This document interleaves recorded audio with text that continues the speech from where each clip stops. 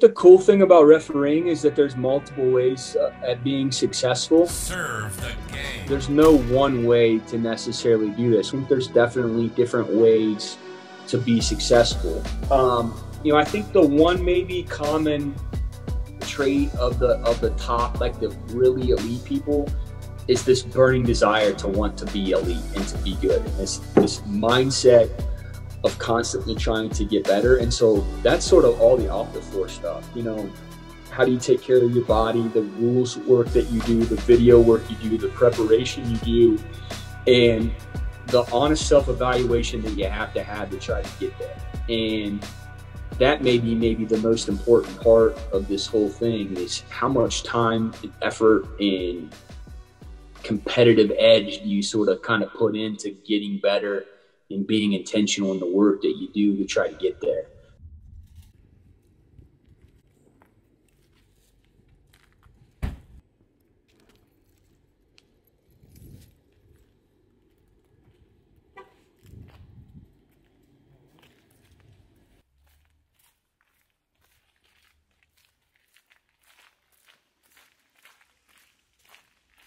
Nothing crazy, but got a new stripes literally. Yeah.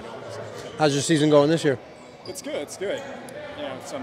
Again, not super competitive, but I've gotten thrown into a couple of varsity games last. I'm going to count them too, so I can't work a lot during the week. That's why Andrew will give me 5 games starting at 8 o'clock. So Yeah, so that works a little better for my schedule. So you've been able to see some of the TikTok content? Yeah, a little bit. I'm not on social really, but I listen to the pods a lot. Oh, awesome.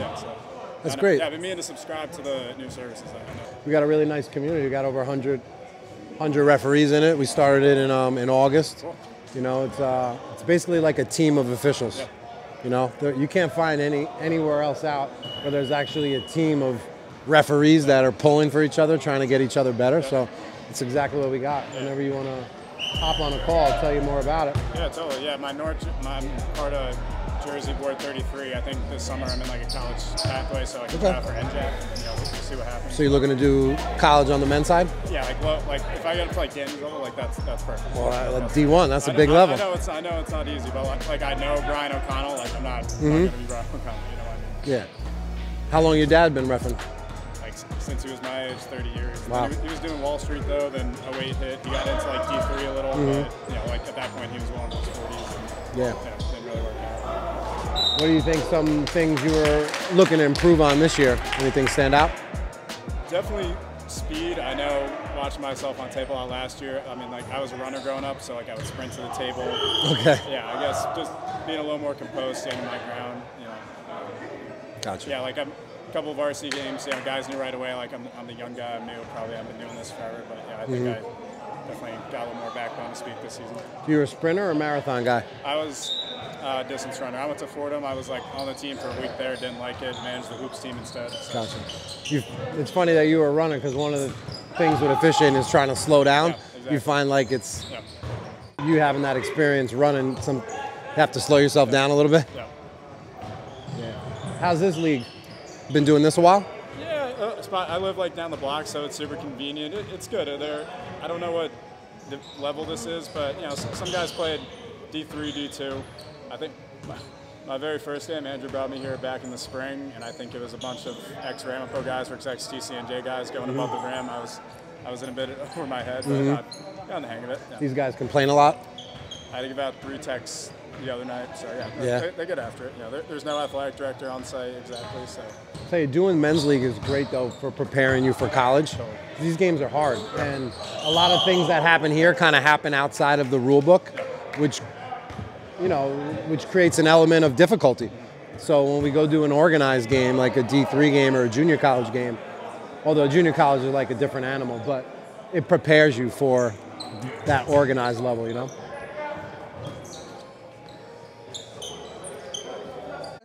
No, I drove. I had 3 kids games out in New Providence. Okay. It's not bad. Got hooked up with a pretty good travel league. Pay $60 a game.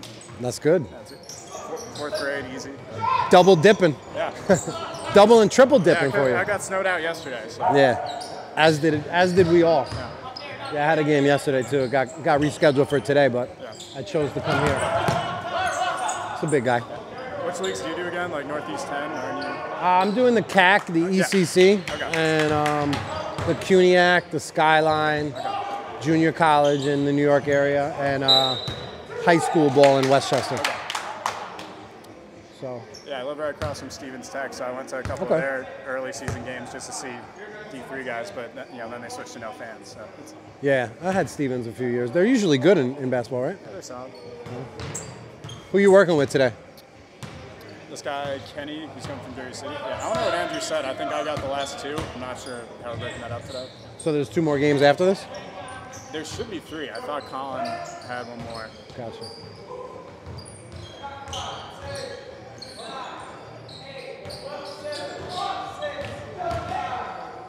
Good move.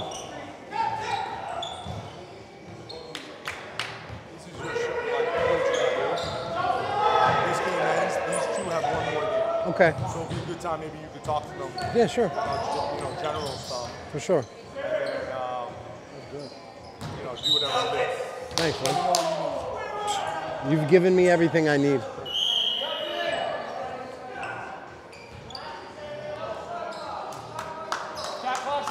So we do specific rules for this league.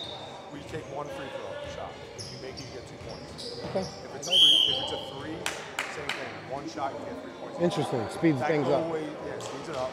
That goes away under 4 minutes in the second half. Gotcha. What else? It's different. 30-second shot clock, college. Everything else is kind of college. Oh, you got a shot clock. Yeah, shot clock's 30. We have it on the guy at the clock actually has it. Okay, cool. But yeah, it's not, I don't think he resets it every possession. I think it's more of like, all right, this is taking a while. On the release. And it's good for the end of the game. We play 7 and 10. We do this thing called the Tik Tok. So like if it's a fast break and the guy just stops the fast break on a take foul, 1 shot and then you get the ball. So we're like preventing guys from taking like intentional fouls. Also trying to speed it up. So you get 1 free throw and then your ball on the side. It's like it would have been a layup, let's say. Instead, you at least get something. It's like clear path, but it doesn't have to be a clear path. Correct. Yeah. Any fast break.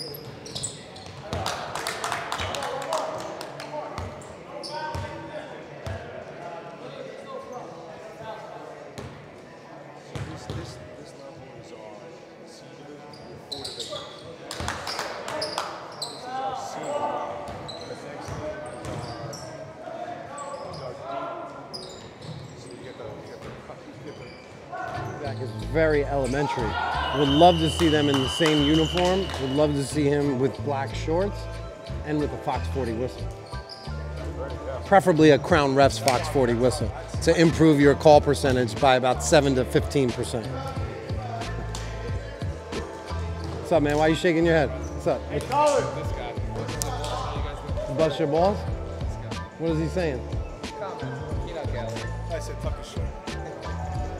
How long you been refereeing? What, a month and a half, 2 months? Oh, you just started? Yeah, I just started. Got it. I did a few games in the summer down the shore. Okay. And I played overseas in Europe. Awesome. For, 2 years, played at University of Delaware. Now I'm up in law school, so I do this on the side. Gotcha.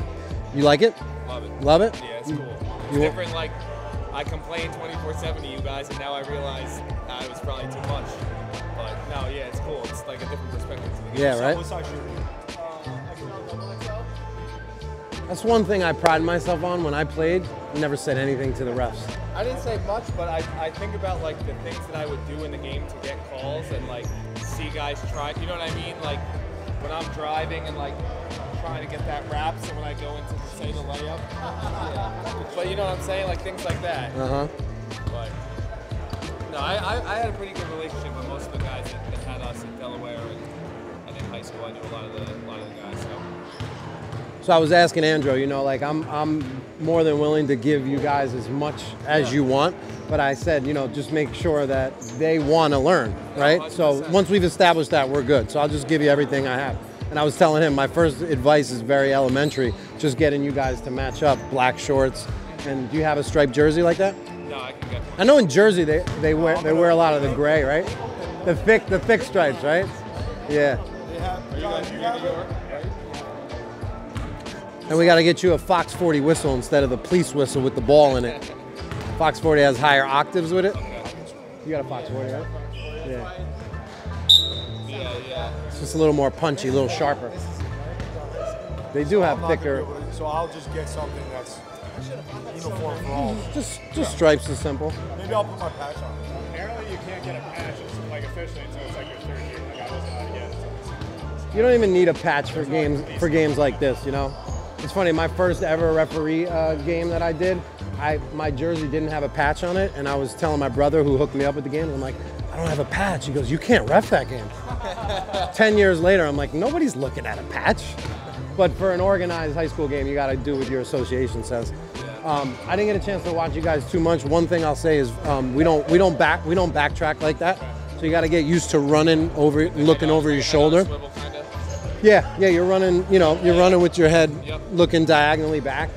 And when I first started repping, it felt very natural to do that. Yeah. And the observers were like, we don't run backwards. I'm like, why? It just feels. I can see the play. But you don't know if you're going to trip. You don't know what's behind you.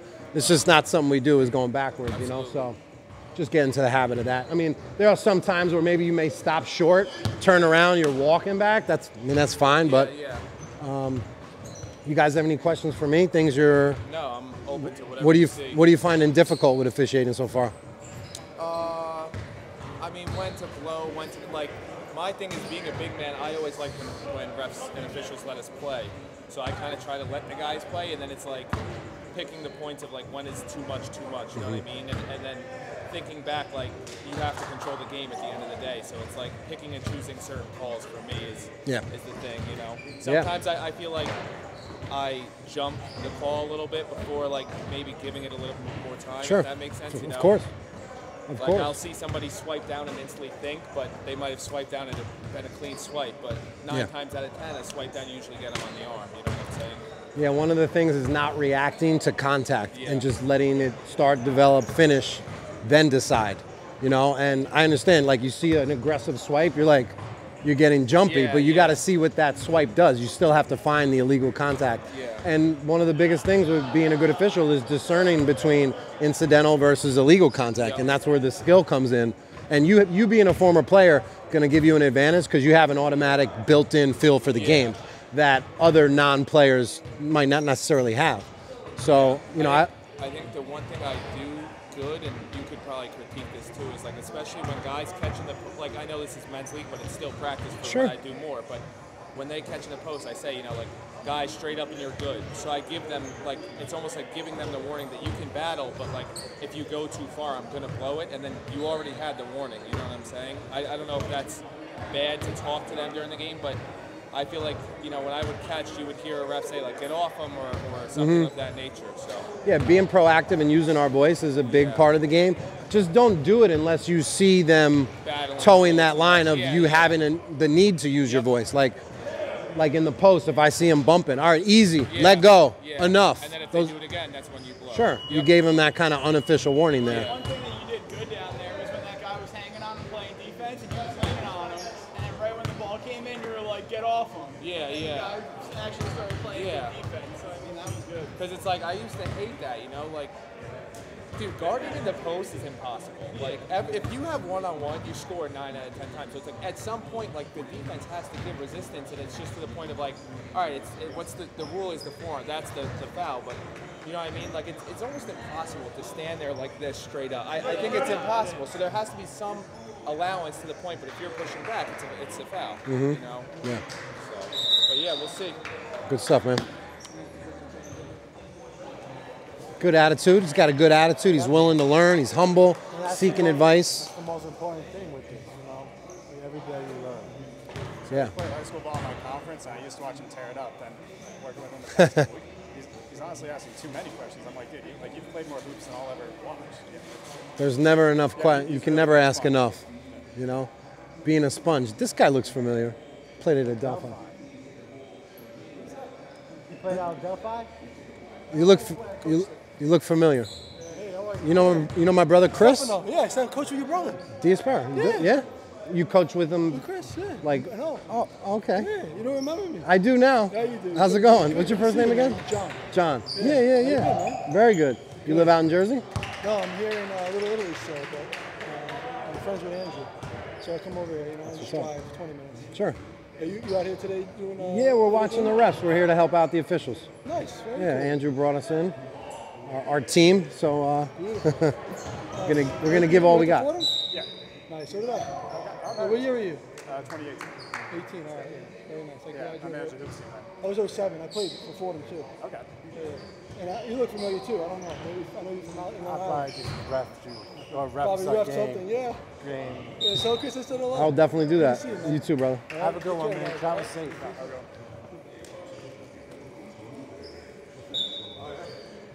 We got All right. first So, thing.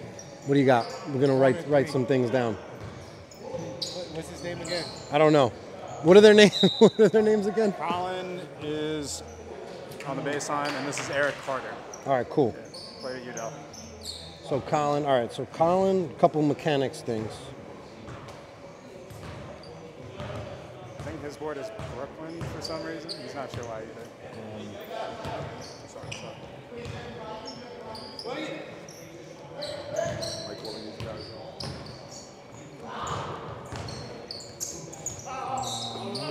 Time. Sharpen the point. What do you got, Mike?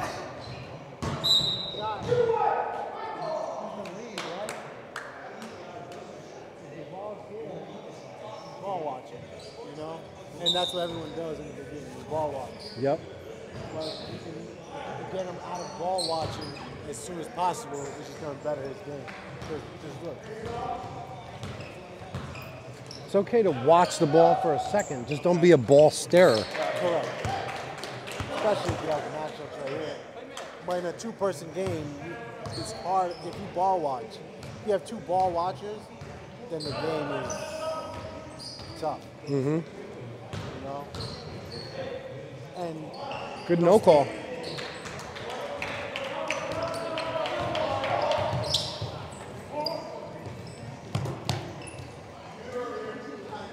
I'm stacked.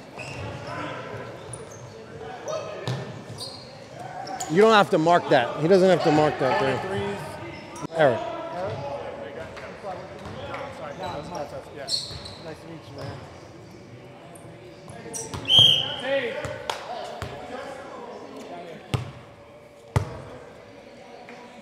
I'm just compiling a list of like big picture points. I don't want to type too much because then I'm not going to be watching the game, but I'm just putting like a general outline of some ideas I have so that when I meet with them during the timeout, I'll have some information to share with them. I want to see him. Huh? We don't double two. Oh, on the score, right? Nope.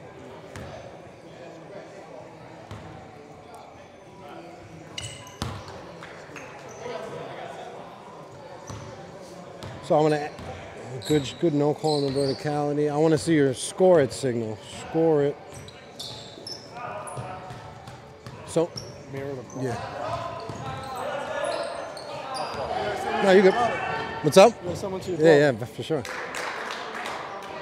It's too fun. No doubt, How's man. your sister doing with your dad? They're really good. Thanks for asking. Yeah, Yeah, good. yeah, man. They're all good people. I remember you with the beautiful slick back hair on the bench. Remember? Yeah. Now you remember. Yeah. You look a little like John Alimo too, like a young version of Remember him? John. I haven't talked to him. Yeah.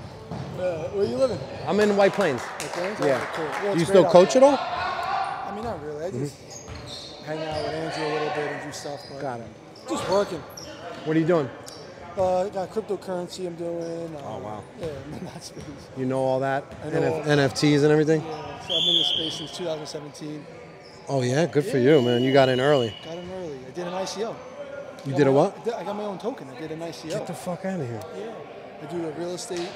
That's what's up. Yeah, I do a few different things. Entrepreneurial stuff. Good for you, man. Yeah. I mean, I was talking with Chris a long time back. We were like, oh, we got to buy some properties together. Da-da-da. Is he dating anyone? He is. Good. Yeah, he met a Serious? girl from school. All Yeah, right. it seems like he likes her, so. Good. I'm glad to hear that. ... We'll see. ... I got to call him and catch up. But yeah, I For always try to call him sometimes, but you know, everyone's always busy. It's I like know. 2 worlds apart. I know. We'll go grab some food, bro. You got it, bro. Good seeing you. You too, man.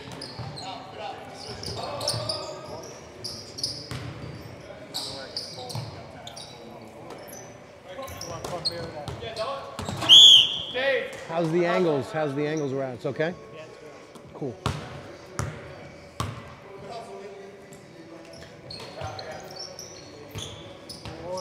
Always want to mirror the ball at least. Well,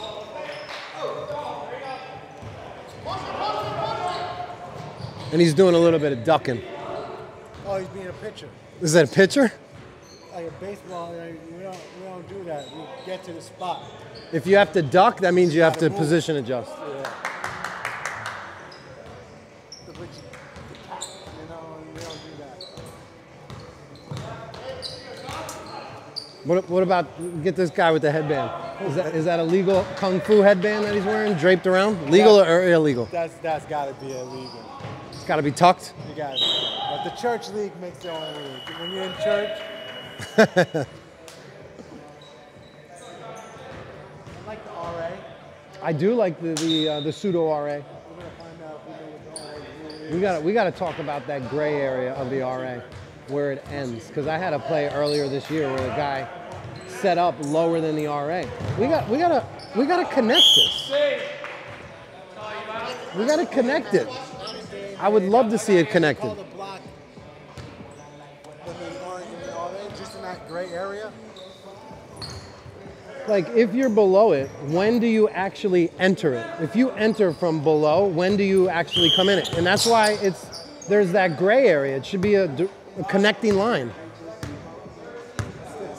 I don't know. You're out. You're out. You're good. That's a You're out. So I had a play earlier. This is the restricted area in NCAA. But right now I'm not in it. I'm not in it. Am I in it? I don't know. Because there's no connecting line. So it's like, I wish the NCAA would clarify that and connect the lines. Because I had a play earlier and I couldn't decipher if the defender was in it, because I'm trying to like create an imaginary line. It's difficult. Not a lot of block charge plays do happen in that area, but like, let's say a dribbler is going baseline to kick it out, that would be one play type where a defender might take a charge, and that's exactly what I had earlier this year. So it just makes our job a little bit more difficult. Have you had any plays below there? No, but yeah, like you said, when you pump fakes and go through, that's when you have that crash. Yeah. Now, what? Am I in? I don't know. It's an imperfect science because I'm trying to connect that imaginary line. Are you trying to connect? Well, that's what we have to do in the moment to determine if he's in or out. If I take it here, am I in or out? It's going to depend on my right foot. If I drew a straight line and my right foot is touching that imaginary line, just... Anywho. RA talk. The half-court position is not working. The what? The trail half-court position. He loves the corner. He's got him. Oh yeah, we got to get him above half court. 28 foot. Which it's not marked on this court, but right around where the coach stands. Hey, sham god. I got that in my bag. I have it. That's one of the only street moves I have, the sham god. And then I can couple it with the sham god with the crossover. If I get him the first time with the sham god, then I'm going crossover next time. It works 42% of the time. On average defenders or below average defenders. I know one thing I do. What do you got? That's wrong. What's that?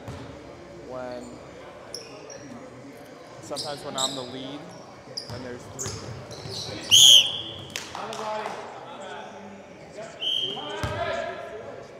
When I'm the lead, I know when the shot goes up, I'm supposed to look at all this. Obviously I watch the glance of the shot and then look, but like, if I see it's a three as the lead, I sometimes put my hand and like, that's what he's talking to me, like that's not me. The only time I confirm it is on the make, like coming back, if it could be blinded from him. Well, you're not even going to confirm it in lead, meaning you're not even going to signal the make. Let's talk about the play you're referring to. In lead position, corner three-pointer, you're never going to show the shot attempt. Yeah. You only do that if it's in your strong this side, side on my corner, strong side, right? Yeah, So yeah. don't even mirror the make out there, and don't even mirror the attempt, and don't even mirror the make, even if it's in your strong side corner. Don't even mirror. Just Nope, take not what's in up lead. To give him the confirmation. Attempt, Yep. goes in, just keep it up there, Yep. drop it, and he's gonna mirror the make. Here we go. Straight up.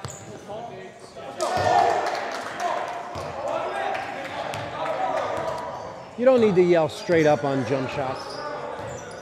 I like that he's using his voice, but just got to use it at the right time. If there's nothing going on and our radars aren't going up, there's no need to coach the players or be proactive there, in my opinion.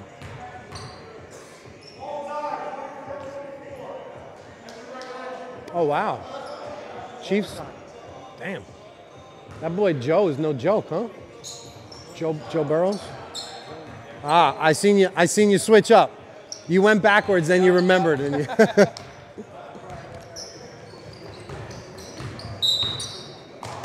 That's body, guys. That's body. don't even use the term body. Okay. Because this is a contact sport. It's always the body. Yeah. We got to be more specific with that.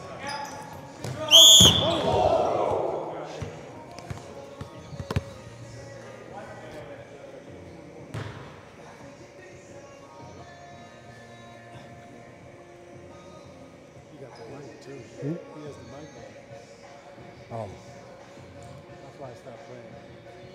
Or if I do play, I'm sure. you didn't stop playing. You were playing this year. What was your high game this year? 16-8. So like as far as your explanations with coaches, we're never going to say, "Oh, coach, you got him with the body." You got to be more specific. Yeah. I have illegal I contact. saw that on your page. You specifically explained what it was. Yeah, because And if you use more specific terms, they tend to fall back, right? that's a fact. Yeah. Coaches are very generic with what they say. Yeah. That's a foul. My guy got hit. Okay, coach, tell me, what did you see? Yeah. You know? I think that's one thing I realized too is like when I did a few games with coaches and when I go over and explain to them, it forms like a better relationship for them to kind of give, not necessarily the benefit of the doubt, but like, you know what I mean, a better understanding for the game going forward instead of going at each other as much. Mm-hmm.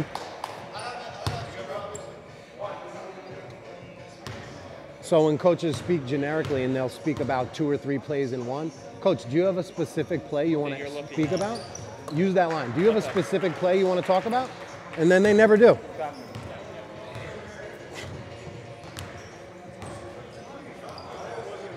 Clean foul? I mean, it wasn't Wasn't a anything flagrant, like- you're saying? Nah. You got a common foul? Common? I love the video. We gotta fix your point. It should be here, like this, with the fingers together. Yeah, I break down a lot of little micro movements that most people don't really see. And I'm big on tucking the fingers, you know, even if, depending on which point you're gonna do, you can point with the whole hand, which I think looks old school, but if you're gonna point with the whole hand, at least make sure it's tucked. The other one was scoring the hoop. They're like foul, score. Not with 2. Not celebrating. Yeah, oh, not emphatic. Yeah, not emphatic. You're not doing. We're not a fan. Right. Score it. So many refs. You're not flushing it home. It's because they get excited and they think that's the necessary reaction to a loud play like that. And fans like it. Like I was looking at the comments and fans were like, "Oh, I love when a ref comes in and scores it." My thing is, if we're emphatic and we're too energetic with our calls, it's going to trickle down into other areas of the game. And that's going to lead to a quick whistle and putting more whistles on plays that are just incidental contact. Does it have value to interview some of the guys? Oh, 100%. Maybe if you can ask like who would like to speak about any plays, that'd be great. Maybe you have a funny guy who you know would be good on camera there. So Yeah, I kid that fell was mic'd up. yeah, no. He was saying. He said like 3 words. I'm like, why do we have this guy? So I was looking at your page. I want you to record in vertical screen, full screen. Right now you're recording sideways, like this. And for TikTok, it's full screen layout. That's a good point. So you're gonna get way more that? traction if you're doing full screen videos, because TikTok is a full screen platform. That's interesting. So like, look at all the blank space. There shouldn't be any black space. Oh, there no you go. black space. You have one that was full screen. So when This one, see, they should all look like this. Interesting. Yeah, because people I on. wonder why that is, because I filmed that like this. Yeah, well, you filmed it like this, and it shows up like that in a full screen format. If So you you're saying film all of it like that. Mobile video What now. else on TikTok do you find? Just using all their features like text to speech. Like Spring Lakers defeat Toon Squad 61-53. If you tap your text, you see a text to speech option, which will also speak what the text is. And it's just another element. Okay. Sure, sure. How long did it take you to get to where you're at right now? You know what? I've been on TikTok since 2019, but I didn't know what to do the first 2 years, and I just posted random content that I had on other platforms and kind of just copied and pasted it. I spent no time really learning the nuances of TikTok and all the creative tools, but once I recorded the mic'd up content, I recorded it last March. I knew it was going to do really well on TikTok. Once I reformatted it into full screen vertical, because the best content for me is watching it like a professional referee, them mic'd up to capture their interactions with players, coaches, and their partners. So I knew once I did that in long form, it would do well. And I only started posting on TikTok right around Christmas time. So I had 640 followers like in December. And then once I posted all of like the mic'd up stuff, it went to 26,000 in a month. I mean, it slowed down a little bit. My guy, what's up? How you feeling? How are you? Long time Thanks no for see. coming, bro. Hey, what's up, man? Andrew. Nice to meet you. To you too. What's going on? I got your shirt right here. He's a good rep. Should we mic up the rep? You want me to do that, Mike? Or no, that doesn't. Oh.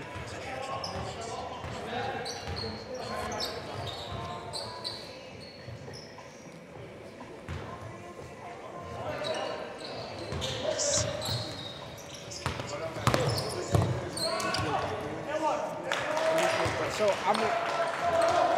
want me to focus on primarily the referees, or you want that whole? Well, listen, my idea with having both you guys here is like Juan's going to be coming here to capture like all of my interactions with the referees. Anytime me and Mike are talking about officiating, I wanted you to maybe just kind of make a doc out of it, where you could be a little bit more creative with what you want to. You know, you're going to post edit it and everything, right?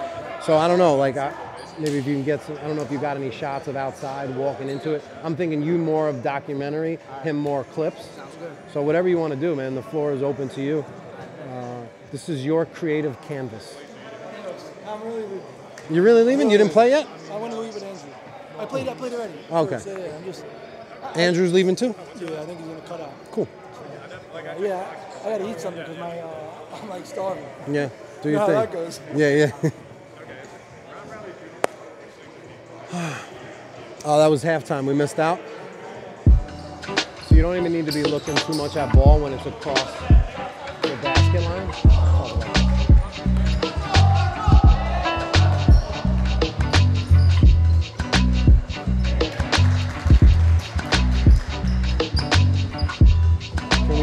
Can we get you to cross half court in the trail? I know the court might be slightly smaller. Yep. You know the 28-foot mark, even though it's not marked on this court?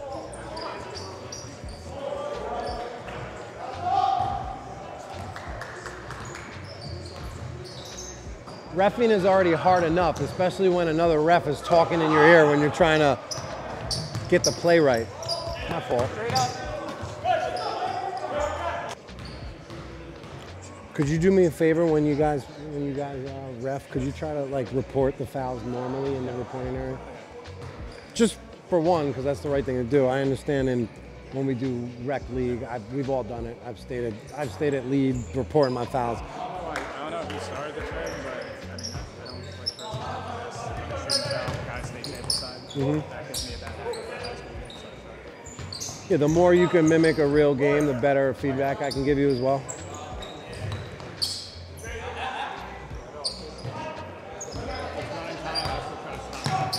Oh, for sure. Well, if you get into the habit of not stopping it, even though because it's running time, then in real games on the block charge plays, you're just going to come up and just... Do you stop the clock on block charge plays? Yeah. I blow the whistle. No, I'm saying, yeah, you get your fist up.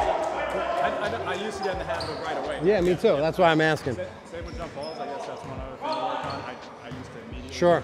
Yeah. Yep.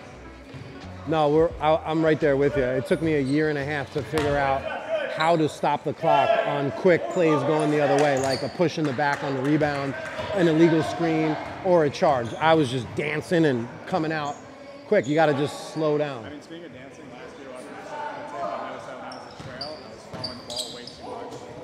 Yeah. Going back the other way. Close the hand.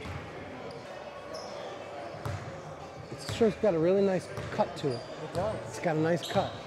It's not like the traditional cut. Please return the shirt to me at the end of the day.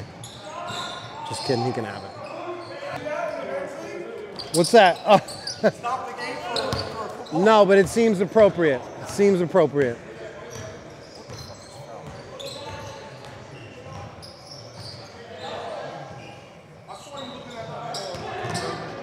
Yeah, we're just talking about how we wish the NCAA connected those lines. That's right. Yeah.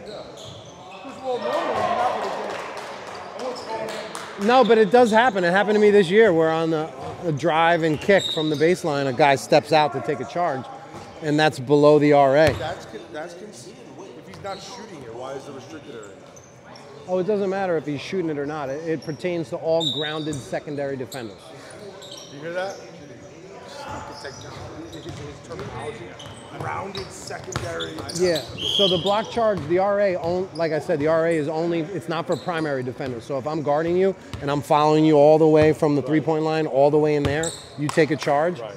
It's not a block due to RA because you're the primary defender. Now, if Mike comes over and helps, now that's the secondary defender. Secondary grounded. The secondary defender can jump up, but he can't be grounded and try to take a charge. If not, it's an automatic block. Would you agree with that? I agree. I agree with your disagreement. Yeah.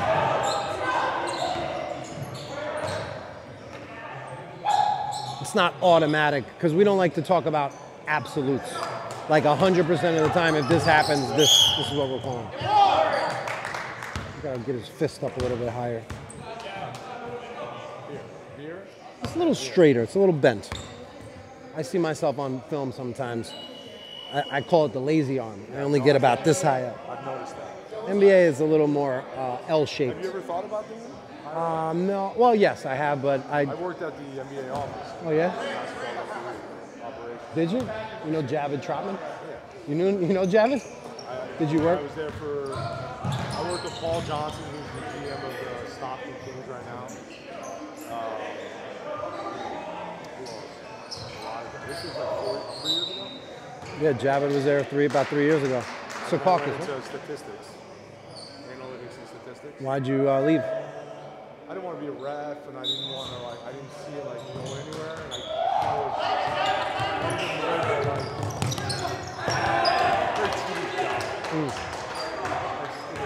So you were considering going down the NBA pipeline at one time? I wanted to get on an NBA staff. As a coach? No, just on anything. Got it. Office coach. So they told me, they're like, go work at the NBA office. I got a couple of interviews for it. It just didn't work out. Oh, nice. What do you do full time? So I have 3 businesses total. I have a parking app. Wow. Parking dude. Valet. I take people out when it snows. That's why I'm dressed like this. And then I got a real estate. Stays here. Stays here, right?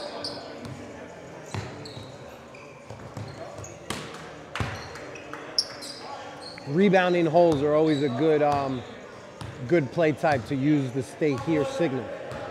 Boop, stays here. And just hold it down an extra second. Don't tap the button like you're at the arcade. They came, NBA evaluator came, this woman. Came and watched us for like. Diana DePaul? Yeah. It's my girl. She came and watched like a bunch of games. But, you know, it was really awesome. There's one guy that was in it, Brandon Armstrong. I don't know, Brandon. All right, let's go out.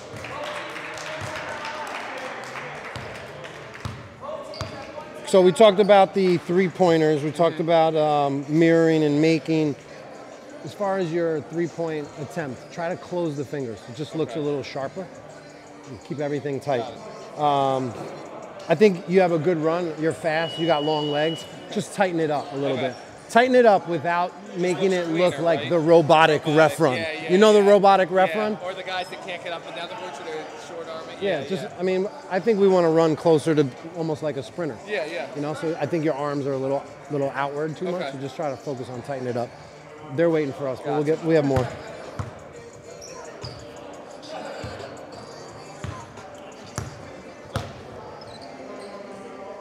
There's just unlimited things to talk about, Mike.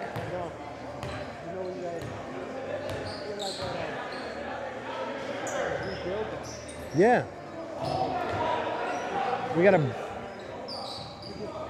2 hours of what the reposition does. Oh, for sure. We got to break them down so we can rebuild them. We're going to stop the clock there. Point. There we go. So try to stop the clock there instead of just pointing out of bounds. And that's just slowing down. Out of bounds violation, point. It doesn't have to be quickly. Just slow down. When's the next signal school coming out? Did you check out that YouTube clip? Yeah, I subscribed. Did you find it helpful? Yeah, definitely. Yeah. You and there's that guy from California, Greg. Greg Austin. I forget. Oh, okay. Yeah, he has a nice channel. He does a good job. Yeah, Signal School is a training session I do with my mentor community. I do it probably once a month. We've had 4 of them, and it's just a way of me, you know, really helping their presentation of signals with their foul reporting right through Zoom. Yeah. It's like an organized group signal practice. There's no bathroom. That one is sometimes locked. Yeah. You're not allowed to go in the school. Across the street at the cafe. You gotta go. That's where I went. Nice facility. Nada. Yeah, I watched a couple of the Wickboo Zooms, Board 801. They get Al Batista sometimes. So yeah, that's been pretty helpful. I got Al coming on next month. Okay. So you're a former player. I'm sure you made good passes. On one out of bounds, you were just like, I'm not saying you need to make it look like you're in a game, but like make it look a little bit crisper. Yeah, maybe step into it, nice bounce pass. Okay. What else? I'm noticing you doing a lot of ducking, leaning. Over here?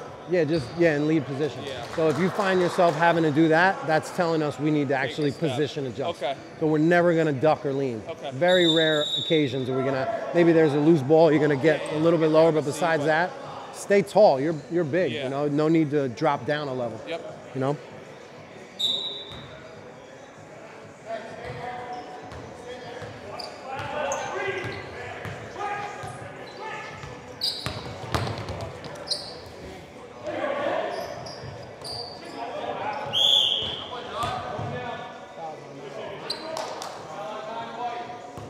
White 9, not 9 white. Color first, right? Color number foul. So the order of reporting is color, number, foul type.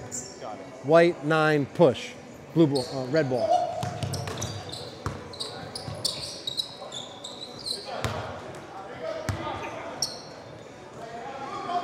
He looks like he sets a mean screen, huh? Number 9. You wouldn't want to get in front of that screen. No way. You better call that screen out if I'm guarding him. Another guy, Kenny. Oh, awesome. Thank you. What's up, Kenny? Paul Diaspera. Nice to meet you. Where are you from, man? Around here? Yeah, Jersey City. How about you? White Plains? Oh, not too bad. Yeah. No. You've been reffing in this league a while? And how long have you been reffing total? Okay. You enjoying it? Yeah, I like it a lot. I coached before I left. Okay. I coached high school for a year. Good. Varsity? Yeah. It's a good team, right? Yeah, I've heard of that school. For sure. Mm-hmm. I was either become the head coach or stop. I had enough. Mm-hmm. You know enough about the game. When you have a program like that, there's a lot of shit that goes on with it, and I was done. You happy with your decision? Definitely. I teach during the week. I finished grad school for that, and then cool. What do you teach? Okay, I'm a phys ed teacher. Okay. Yeah. It's very complimentary schedule, right? Same for coaching. Yeah. I guess this is my fifth.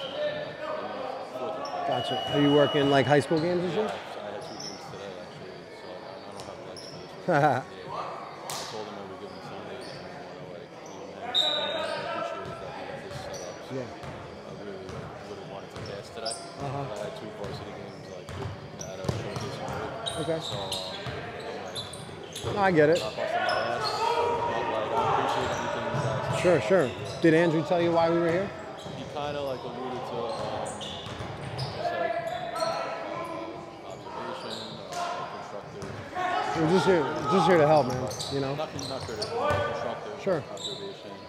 He said you guys are really like a film thing. I guess to promote what you. Yeah. I don't know a ton about. Yeah. That was kind of the gist of what I. Cool. Yeah, so I started a podcast in 2018, oh, cool. Just as a way of giving back to officials and create a developmental and training platform because there wasn't a lot of good information out there, you know. So I've been doing that, and I'm into that stuff. The NFL chess. Yeah, sure. There's games if I have games that are on that, I catch them, flip them. Cool. Plays that end the same to guys that I know. Okay. I have time in between today, 2:30 was my second game today, and I got the ball. I called guy was chase down block on a breakaway. Went to block it, hit the backboard late. The ball was on the backboard, between backboard and rim. I'm supposed to have a tech there. You're supposed to have a tech. He hit the ball.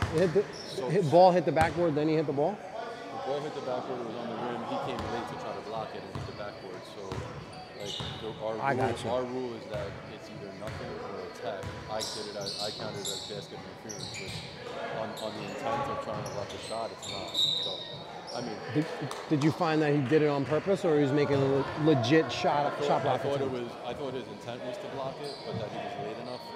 That's why I scored it. Okay. But so I had the right idea, but the wrong part of the rule as far as communicating. Yeah, so goaltending, basket interference. There's so many different. Yeah, those are hard plays. Not that it's confusing, but it's bang bang, and then everyone. My first instinct is to count instead of. Yeah. And then I guess the reason it's a tech is because it's supposed to be about intent, and not about how easy it is. So you learn, and it didn't affect the game. The second quarter, the team that was against won ultimately.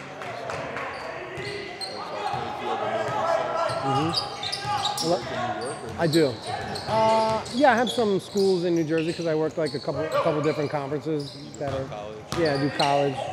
Mike's working Division I this year. So yeah, we're here to help, man. It's awesome to learn. That's why I didn't want to I appreciate you coming. I can do it. I'm sure. Okay. So as long as you're interested in learning, I'm interested in giving you whatever I have. So I'll be, I'm happy to watch you work. I'll get with you during timeouts and during halftime and just taking some notes. And whatever I have, let me go talk to these guys real quick.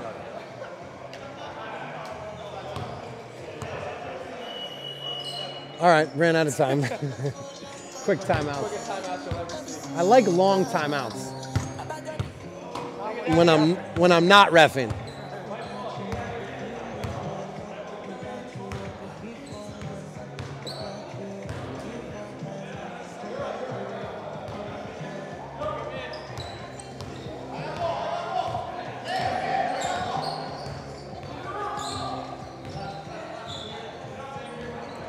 What's up, man? Juan, can you hear the sound over there? No, you can't.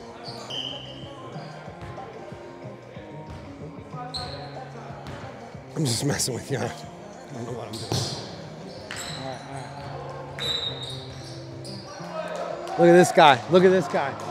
Look at how sharp his walk is. Clean. Professional. You got the look. You got the look. Got a nice lineup. Woo! Wish I had that lineup.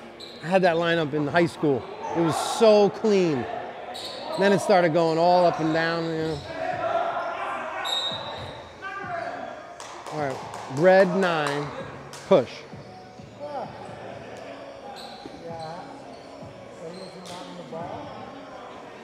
We got the 5-second count. Ball's in play. Mm-hmm. What is he doing? What are you doing? When I'm counting on an inbounds? 5 seconds. Yep. 2, 3, balls in play. Switch to other hand. So For your we know it's in a whole different count. to begin your 10 second, you're saying? So Yeah. it's like he was doing 5. Yeah. Count. Yep. It's true. You know, so everyone knows. Well, no, it's not this. We're going New count. through. Similar to the high school rule and the closely guarded. If you have the ball, I'm starting with the right hand. As soon as you dribble it, now I got to show my left because it's a new 5. And then as soon as you pick it up, I'm going back to the right. So you're going bang, bang. I'm going right, left, right. It's a workout. I know. It's like a dance move. You missed out. Here we go. Take the charge. Take the charge.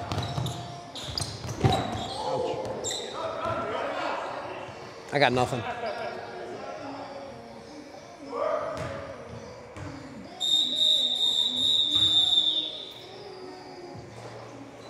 Let's talk to Colin.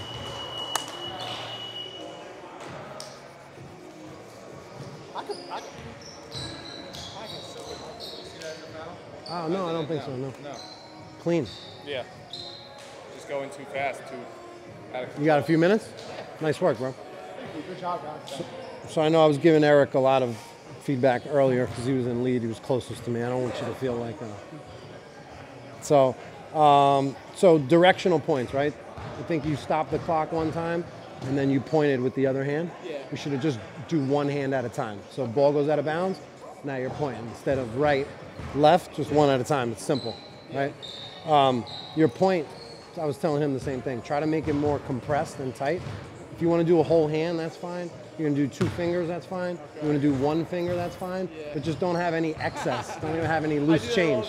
Here, here, here. Just like I'm just doing whatever. So. I'm just very particular about that. I like keeping everything compressed and tight, you know? Your chopping of the clock is a little too explosive. It's a little too rapid. Your hand is up here, and then you're just doing that. Yeah. You want to do that, that's fine, but I just think slow it down a little bit. I would recommend doing the fist chop. I think that looks the best. Here, down, pop it out. Okay. So 1, 2, 3. And then put those 3 steps together. Boom. So it's a little bit quicker. All right, so maybe not just the drop down. We talked about sharpening your point. Your hand count, same thing with the hand count. Close the fingers. And try not to make it as diagonal. See right that? That looks much cleaner. And then focus on snapping it out.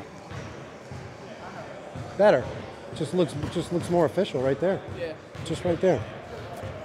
You had a really good no call down there on verticality. Make sure you ref the defender straight up. You know, let's try to ref the legality of the defender. In this case, he established a legal guarding position. Offense initiates the contact into vertical arm. So that was a good no call. It was a long time ago. Your scored signal. What were you saying about the 2 tweets?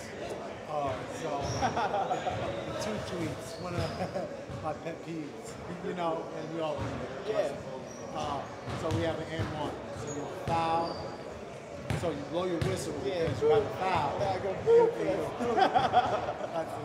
do that. Yeah. You know, and it just, the fouls just stops the clock. You know, rec ball, a lot of us usually do that. That's a bad habit.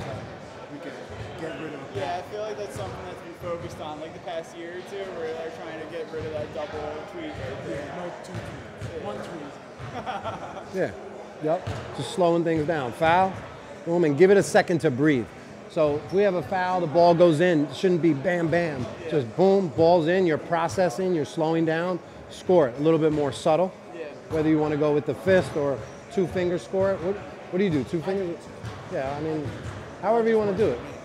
But you got to find what works for you. Yeah. You know. You aren't the first guys to tell me that either. Just slow it down sometimes. It's tough out there. But It's fun.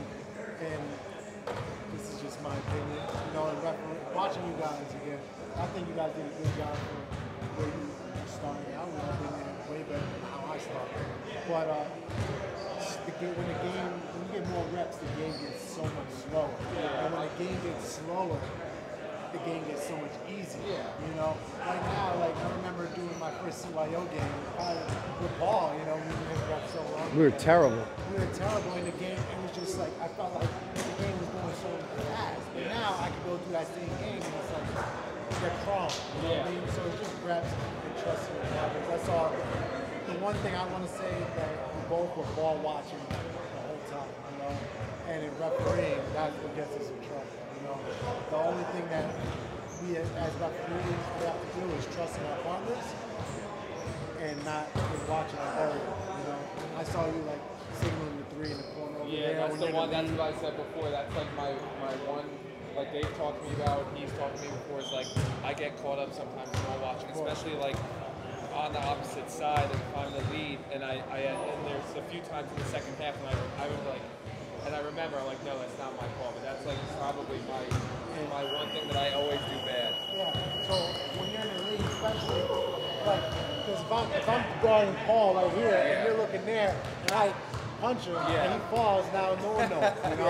Yeah. So it's just stuff like that. Yeah. Like that's what he's really like emphasized with me too. And he's like, bro, trust me, like I have, and if like nothing, then if it's the lead on your corner, then it's you. And then he said signal, and he'll confirm up top. it doesn't even need to be a punch like that too. Like I could miss the closeout fouls. You know. In basketball, it only takes so long. Yeah. A jump shot. I look away for a You second. grab him like this, and now you can't get to that ball. You know? Yeah. I mean, it's the same thing as like if I'm crashing and like I see the ref looking at the ball, it's just the easy like shove to get out of the way for the offensive rebound. You know. One thing that I wanted to point out, so in the lead position, you're going to mirror the ball on the strong side. So if the ball is out here, you should be right dead in the corner. Ball comes in, you're mirroring me. The whole time, you're mirroring me, right? When the ball, now in a 2-person, you're not going to rotate. Show them. Okay. Yes. So I'm mirroring Mike, and I'm going to have my shoulders wide. Have a good night, guys. Take care. I'm going to have my shoulders wide, so I'm not just focusing on that. And yeah, exactly, because we're responsible for the players in the paint, right? Now, as he drives, I'm mirroring. Now, I'm going to stop when the ball, this is the B position. A position's over here. B position is over here. Anytime the ball is opposite the basket line is the imaginary line that runs from basket to basket. So anytime it's on the opposite side, you're going to be in the B. You're in the B. Now, I'll be even, and then I'm like, instead of like you said, getting over and being parallel. well, you're not going to duck down anymore. Don't duck down. Now, in a 3-person, that's when you'll get introduced to the C position when you rotate over. But you got to learn 2-person before you can learn 3-person. So I think that's one easy adjustment for you is just mirroring the ball. And like I said, your shoulders are going to be open to the play. The ball is in the dead corner. You're going to help out on that 3-point shot, but you're not helping out like this. Because like I said, you could have 4 players in the paint. Yeah, and you're not connected to those players. So you almost have to step out that wide to see here and still referee these players. Shot goes up, now you got to close down. But rebounding is all a feel for the game and a feel for where the ball might, be rebounded towards. So you got to feel where the shot is, where the trajectory of the ball. On rebounds, I like to stay wide. So if I'm in the B position, jump shot goes up, I may just step out a little bit wider for my rebounding coverage. But there's no absolutes with regards to that. It's a play-by-play basis. You know, putting your. So one question, do you, and like this was something do you call on over the, what is your definition of over the back? There's no such thing. There's no such thing, and that's my thing, because like the one right there I call because the guy, so I get the rebound and you're over my back. Like that's, you know, if you're grabbing over, if you see that, but if you're just out jumped, there's somebody's more athletic, and like that always just happened to me where they say it's not an over the back if there's no contact, I'm just out jumping. You know, if you want to get a rebound, box them out. But like that's one thing that these guys always, and like, you know, they're not at the level that I was at, and I'm not at the level nowhere near where you guys are knowing the game at that perspective. But like they're like, it's over the back, and I'm like, there's no contact. Like, well, there's no such call as over the back, Yeah. so that's one thing I want you to discard. Yeah. It's one of the biggest misconceptions in officiating is the over the back call, which we learned in 3rd grade. You know, like I took a ref class in middle school. I was reffing the youth games, and they always used to say over the back. There's no such call as over the back. There's either a push or a hold. Yeah. So if anybody, you know, tells that to you, whenever I hear over the back, I say, oh yeah, he literally jumped over his back higher than you. Yeah. And anytime a rebounder from behind taps the ball, everybody's going to jump up, say over the back. You have to determine if there was displacement. Displacement, yeah. You know? So yeah, it's either a And push or a hold. Like the NBA has such different rules, but even the NCAA is getting allowed. Like I feel like my last year, they got so much better at allowing the tip backs. Sure. Yeah. Yeah, I mean, we have to allow it. I know the emphasis my senior year too was like the hand checking. That was like their big thing. That was 2018, 2019 at the time. Yeah, that became a point of emphasis around that time, maybe a little bit beforehand, which created more freedom of movement because, you know, they want to see more points than defense, which they want it to be a free-flowing game. A player should be allowed to legally get anywhere on the court without displacing another player. You know, we have to give them that freedom of movement to get anywhere legally. What other questions you have? I think those are it right now. I think this is like a good level for me to start, and I like doing the higher level games too because I feel not more eager, but like it's higher skill. I feel like the higher skill games are almost easier to ref. You know, they're less sloppy, but those guys try to critique more. But I just think that, like we talked about before, the relationship aspect that to have with players is always like good, or talking to them a little bit during the game and explaining things. That way they're a little more understanding and they're not as much on my back. A couple of times I think you spoke to the players unnecessarily. That's what you, Did I tell you that already? Yeah, you said don't do it unless you have to. Yeah, because one time on a jump shot, the player jumped straight up. It was legal, and you're like, straight up. I just think it's unnecessary to do that. Yeah. We're doing it on post plays. The most common times I use my voice is on post plays, on free throw rebounding plays, when they're bumping prior. Easy, let go, enough. Traps in the corner. When they start like traps in the corner, I like to just say easy. Yeah. Hand checks 40 feet away from the basket. I'll just say easy, hands off. Yeah. You know, it's just one. I just think it's a good proactive officiating there. I didn't see you report any fouls. Can I just see how you're going to report your numbers? Like, let's say 24 hit. Foul on white, 2-4 hits. We'll do 2-4 at the same time. And what about your hit? What'd you say? Your hit signal. So hit signal, strike the forearm. Get the arm straighter. Turn it. Yeah, almost like you're turning it in. Strike. Better than the first one you did. What about your push?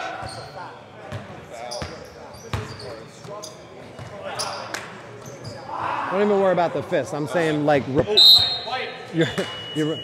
was a good back shot right there. Like, just pretend you're reporting to the table. Like you're not at the spot. You just ran over the table. It would be like foul, 24, push. So try to keep your elbows in a little bit there. And then the push is going to start literally like we're in a push-up position. Like if you were to drop down on the floor and do a standard push-up, your elbows would be around this width. You're going to push straight out. So keep everything like straight, tight, compressed. Yeah, you know? We haven't had to, that's one thing I do need to do. I haven't had to really report like that to the table here. I do a live session called Signal School. You can find a few episodes on YouTube where I work with officials for like an hour and a half on reporting the basic signals from push, block, hit. I think it might be helpful for you to maybe check that out. Absolutely. Do you have, you're linked up with me on Instagram and TikTok? Yeah, I follow the TikTok. Awesome. I gotta follow the Instagram. Instagram and the YouTube is where the Signal School is. And cool. Here, take my number. Yeah. Let me grab my stuff. So, you liked it? Go get Mike's conversation, please. Huh? Go get Mike's conversation, please.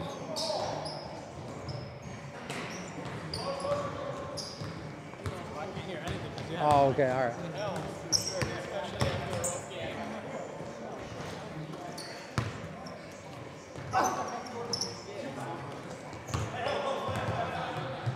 Eight 845-742-0834. What's your last name? Carter. Eric Carter. Great name. Thanks. Sound like a baller. Retired. There you go. Wait, was it West Orange's home though? He's like, yeah, let me show you the play. I'm like, yeah, it's my cousin. I was sitting there yelling, it's not a push off.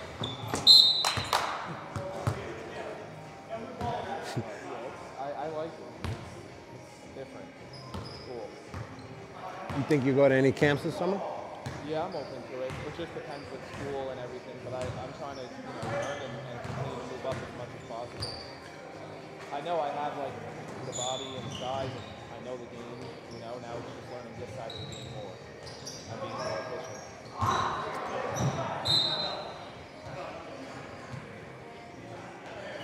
It's a different game. It is. I find it harder too. Yeah, it's like you trying to figure out what to pass on and not to pass on. Girls react so much differently to contact. What is a foul in a girls' game might not necessarily be a foul in a men's game. So that transition back and forth from girls to boys can be difficult. And I understand like how New York does it. It's like, okay, it's either one or the other. I like that better because now you can just focus in on one. What, one type of mechanics? That and also just like the style of play. You know what I'm saying? Mm-hmm. I do like the girls' mechanics more. I know, me too, because they resemble NBA more. Exactly. I like that. And I know in like college, men's, they sometimes, if you're big time, you can get away with like the chop, like fish chop. But they say to start out, you should, do the regular. There really is no specific chop in the book. It's literally just a dropping of the hand. Like dead hand, look. Yeah.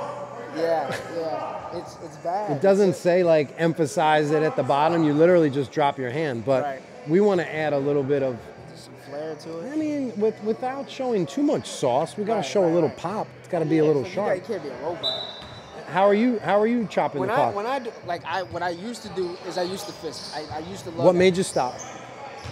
They were saying, since you haven't been in the college level yet, you should do the regular. But even in college, it's the same thing. Yeah, it's the same thing. So I've been doing it just like pointing or, emphasizing the chop at the end. But I would much rather fist. Yeah, I would say do the fist chop. That's local high school talk. It's just local high school talk. You do the fist in college? No. You still do that? Yeah. I did this one for a while. 2-finger chop. 2-finger.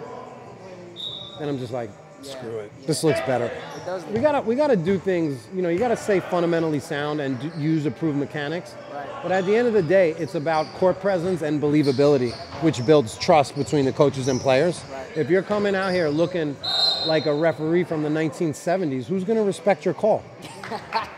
That's a fact. It's like Bob Cousy had really nice layups in the 50s. Yeah. If they do them now, it's not that nice anymore. Yeah. I see some of the old Christian mechanics how they used to go, and I'm just like, wow, have things changed? I know. Yeah.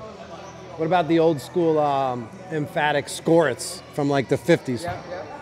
I saw one where the dude called the foul like this, something like that. I was like, what the fuck? Straight disrespectful, right? Yeah. And he's like hovering over the player too. Point. Yeah. No, it wasn't even a point. It was like a U point. You son of a gun. Yeah. Probably said that, son of a gun too. That was. He was like, all that shit you was talking all game. Payback. That's good, man. How's your season going now? Yo, it's going great. I'm very blessed. I'm very blessed to be working games and have a lot of cancellations this year. I was supposed to I was supposed to work yesterday, but it got snowed out, and game got changed to today, but I chose to come here. Okay, cool. You got to sign up with me on Patreon in my mentor community. Yeah? Yeah. Do you know anything about what I started in September? Not necessarily. So let me tell you about it. So I started a private mentor community that is basically on 2 apps. Are you familiar with Patreon and Discord? Yeah, kind of. Patreon, not so much. Discord more so. So Patreon is a content app, and what's cool about Patreon is it allows all media files. So it's a one-stop shop for all of my content. I could put podcasts up there. I could put articles. I could put videos. I could put pictures. So really my mentor community starts with this content library that I built on Patreon. There's about 55 exclusive podcasts, and all of my podcasts moving forward is all going to be on Patreon. There'll be some private episodes, but a lot of them won't be full length.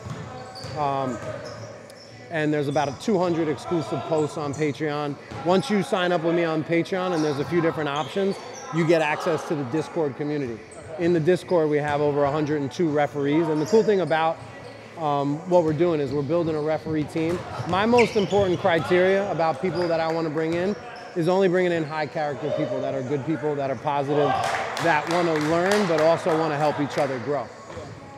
So with that, culture creates fast learning. You know, there's no egos. There's no, you got that call wrong. It's like we're trying to provide valuable feedback. So in Discord, we have over 30 different channels that are basically segments all of the different categories of reffing. NFHS rules for just high school refs. NCAA women's rules, NCAA men's rules, pro rules. So if you like aspire to do pro one day, we have that covered. There's referees in there from outside the country, Ireland, Colombia, Canada. So we have a FIBA chat, just so they don't have to look at like American rules and be confused. There's a play sharing channel. So like if you have film and I encourage you to watch your film, you can clip a play and post it and basically get immediate feedback from people in our community. Discord also has voice channels. So we meet for voice calls. And my mentor group meets anywhere from 2 to 4 times a week, usually around 3 times a week. We do like one organized Zoom session. And it's like reoccurring sessions, whether it's rapid responses, signal school, play sharing night, or I'll bring in a special guest. Like next month, we're going to bring in Al Batista. I got Mark Wunderlich coming in April. We just had Bill Spooner on, who's a former 33-year NBA official. So it's just a cool way for me to bring in a guest and do a podcast, but also make it interactive and allow my mentor group to come in and ask questions as well. There's a lot going on in that. I don't want my first interaction with you to be transactional. I'm here to help you, but I'll pass along that info, and if you want to hop on a call, and I can kind of tell you a little bit more about it. But honestly, I wanted to create a year-round camp for cheaper than the price of a camp, because most camps you go to are just 2 days, 3 days, and then so if I'm creating something that's way less, I think for the year my mentor group is $279. So $279 for 365 days of interactions. There's people every day sharing plays, talking about rules. So there's a lot involved. So if you're looking to move up, if you're looking to be around a great team of refs.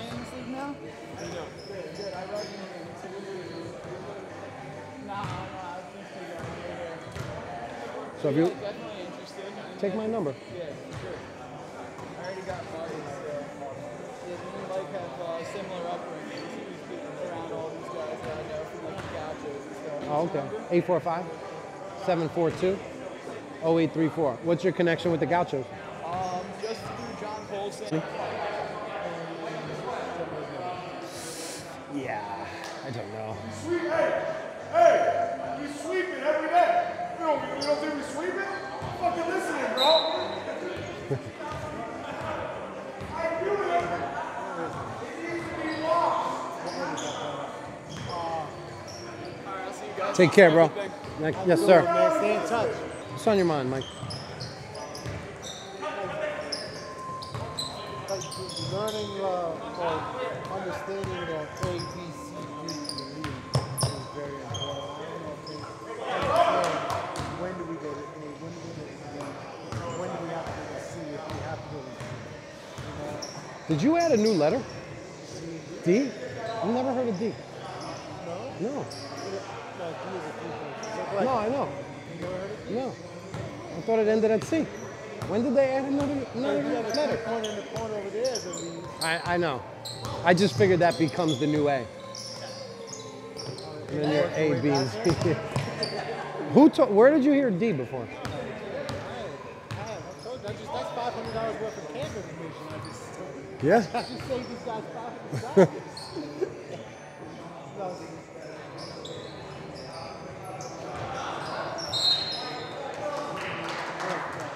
Yeah, give me a strong point.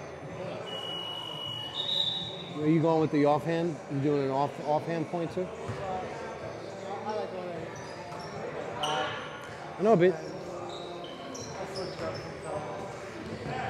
I know I've been using the offhand. It like adds support. I don't want the shoulder to pop out. But unnecessary. It's just it's like a preference. Do you do this too with the foul? The fist to the armpit? I never adapted that into my game. I think I tried a few times.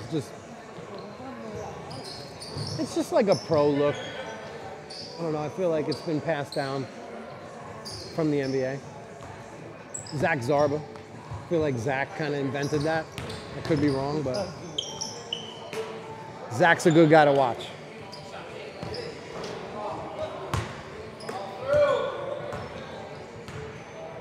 Unnecessary 10-second count, especially when you know it's only going to take 2 seconds to get over.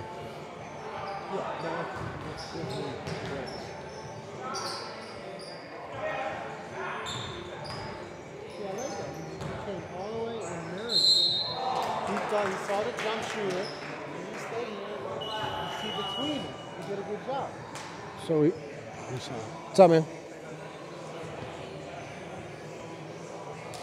you have a jump shooter, you can't see if there's contact on the elbow or here. It's impossible. You have to get here to see between. In the corner?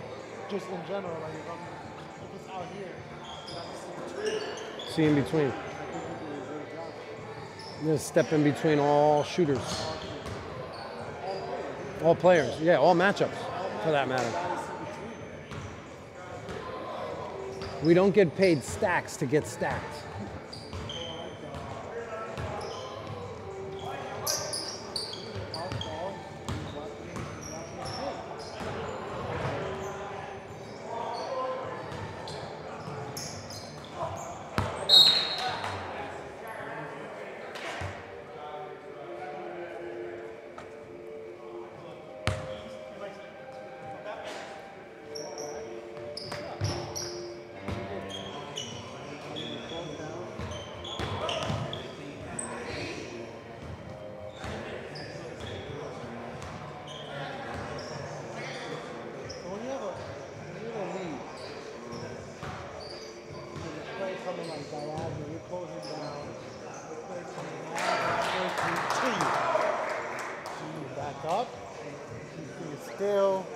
Back up, flatten out.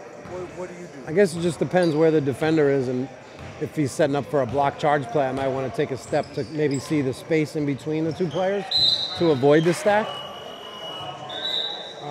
But yeah, maybe when players are coming at you, we kind of got to adjust so we don't get straight lined.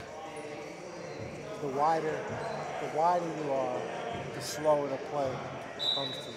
I find myself on jump shots taking a step wider for rebounding coverage. I don't feel like this is a good position to referee jump shot rebounds, because usually jump shot rebounds it's going to be a longer rebound. So I want to close down that distance. And rebounding is really that feel for where the ball is going. Once it hits the rim, that's kind of dictating where our position adjustment is going to go for the coverage on the rebound. I like to say wide, because when you're wide, you close everything down, the ball comes slower. If things come slower, it's easier to pass. Too far ahead of the play? Well, let's go talk to him about it. Stop, man. You had a good N1 call down here on a block, right? I don't remember if he made You said one shot. Oh, you said one shot. I don't Gotcha. think he finished. Gotcha. Because I was going to say you didn't score it, but that Right, makes perfect sense. He has the G League rule for one shot. Gotcha. Mike was just saying, in trail, we want to mirror, we want to be in line with the ball or like one step behind. Like either or, you pick. Definitely don't want to be 5 steps ahead. So just try to stay either in line or one step ahead in trail position. Yeah, like when they were just walking the ball up there. I understand you're a couple steps ahead, you're waiting for the play, but in a normal setting, just in line with the ball. Scoring and one. Everyone does it differently. Is there a correct place with the same hand you blow with, or the other hand? Is there just one correct and one not, or just not accurate? You know what I'm saying? You see all different things. Yeah. That's a good question. I like variety. Yeah, so there's honestly, I don't always do the same thing. no. Like there'll be times where I'll just score with the strong hand. We'll get back to that.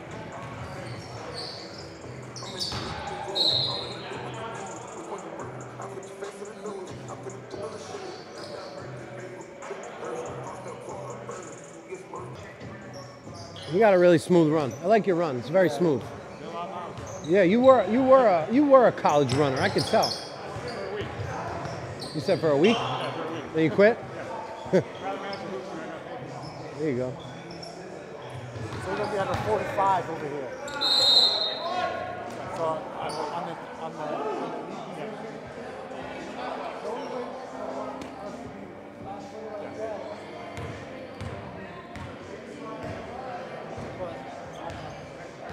he's 45, so everything is opened up to you. If you're here, now you're like this. 45, we're open, we're good. He was asking about what's the correct way to score it. Should you score it with the same hand? And my answer to him was I like variety. You know, there's really no right answer. Sometimes I'll go right to left. Sometimes I'll go right to right. Just depends on like the formation of the players. Depends on who's in front of me, where I'm making the call. I never have it planned. It always just hits me spontaneously when I blow the whistle. I look at it like when I used to play, like I had like 3 moves that I knew I could do, you know? Like that's all I got. I got 3 of them, you know? And it's the same thing like this. If I have an out of bounds, there's 3 ways that I'm gonna do it. And whatever way it comes out is gonna be fine, but I'm comfortable of doing it that way. So, and that comes with just like the mirror work. You gotta work on your mechanics. That's how we tell our story. That's right. You know? We're narrators for the game. Yeah. Ooh, no, this is not good. Pushing the button. This one. Strong. Strong. Score it. Everything is strong. Score the goal. Score the goal. This is White, 24. not sure. Hits him. 1 shot. Yeah, and it's not sure. I remember when I used to come to score the goal. Please, please score the goal. It's like, no, score that. Talk to them about stepping in between matchups. Oh, and he's doing the FIBA. He's doing the FIBA stopping the clock. 2 hands. I don't like it. No, 1 hand. More modern. Some of those FIBA signals are funny. Oh, man. This is like, on the free throw, they do this. Like that's, I think this is like 2 shots. And then for the next one, they're here. And then they're 3-point makes. Oh, yeah, you're like, Alien fingers. E.T. I could not do that. So we're going to have a 3-point shot. 3-point make. Successful 3-point make. He did it. But now he looked away from all the players. You know what I mean? Let's just see if we can tell him to keep the eyes on the players. Always want eyes on the players. Don't turn your back on the man with the gun. Exactly. Be a shot. That's like rule number 1 as an official. Always keep your eyes on the players.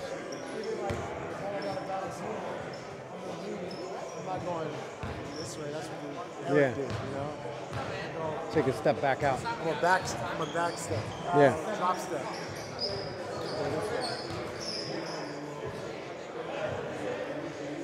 Sometimes we get crossed up on those out of bounds plays where you stop it with the wrong hand and then you're like, try to avoid going left to right. So what I do is I'll just turn the hips, but I'll still look at the play.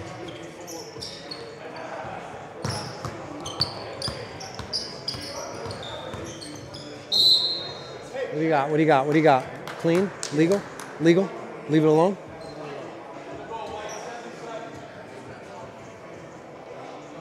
No blinking. No blinking. Your numbers are blinking.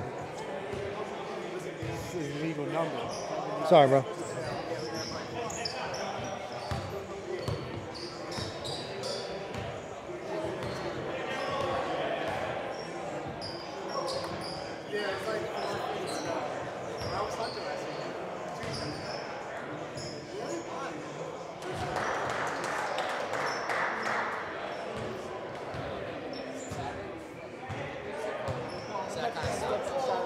Yeah, sounds good, bro. And then we gotta do some. Tell the camera what the hell we're doing here, why you brought me in. So we run a men's league here. Always want to try to improve the professionalism, the value that we give the players, and a big component of that is obviously the referees. So obviously you're one of the best around in evaluating refs. I think if the refs can step up their game another notch, and you're responsible for that, then I think this league steps up a notch, which would be, really important to me. So that's kind of why we brought you in. Really appreciate the time you're coming in. I've seen you working with them already. I think it's going to be minor things go a long way, and we really respect that. And I think the guys are going to respect that. Seems like you got a good group of guys that are acting as sponges that just want to learn. And there's not, and there's like what you showed them is going to not only make them better here, but for their careers, right? They're all trying to be refs at whatever level they're trying. And if you can show them one or two things, but like you said, they're receptive, and that's the most important. I'm sure you get a lot of guys that don't want to hear it, get sensitive. I don't speak to those guys. Like I don't say it in a disrespectful way. If I'm working with them, then I'm going to be a great partner to them. Yeah. But that's one kind of sense that I get, my intuition. If I know that they're not interested in learning, I'm not even going to give them that because it's just counterproductive. They don't want to hear it. Well, it's like coaching kids, right? I mean, kids not receptive to what you're telling them. Yeah. Pointless. Appreciate you having us. How are these guys doing so far? They're doing great. This guy's got a great run. He's a former college runner. Looks very clean. I'm sorry, what are their names again? John and Ken.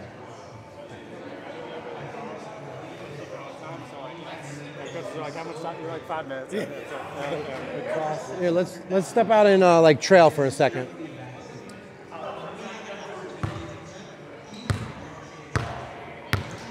So just a couple times in trail, like really any time in any position, we want to step in between the matchups, right? We don't want to get stacked behind players. So especially on jump shots, if Mike is pulling up, I want to show that late adjustment if I'm out of position there. A little bit of urgency with that late adjustment to see the point of contact, right? So as he's pulling up, I'm almost freeze framing it right here. I want to watch to be able to see if the defender is going to hit an elbow, and I can't see that if I'm behind him.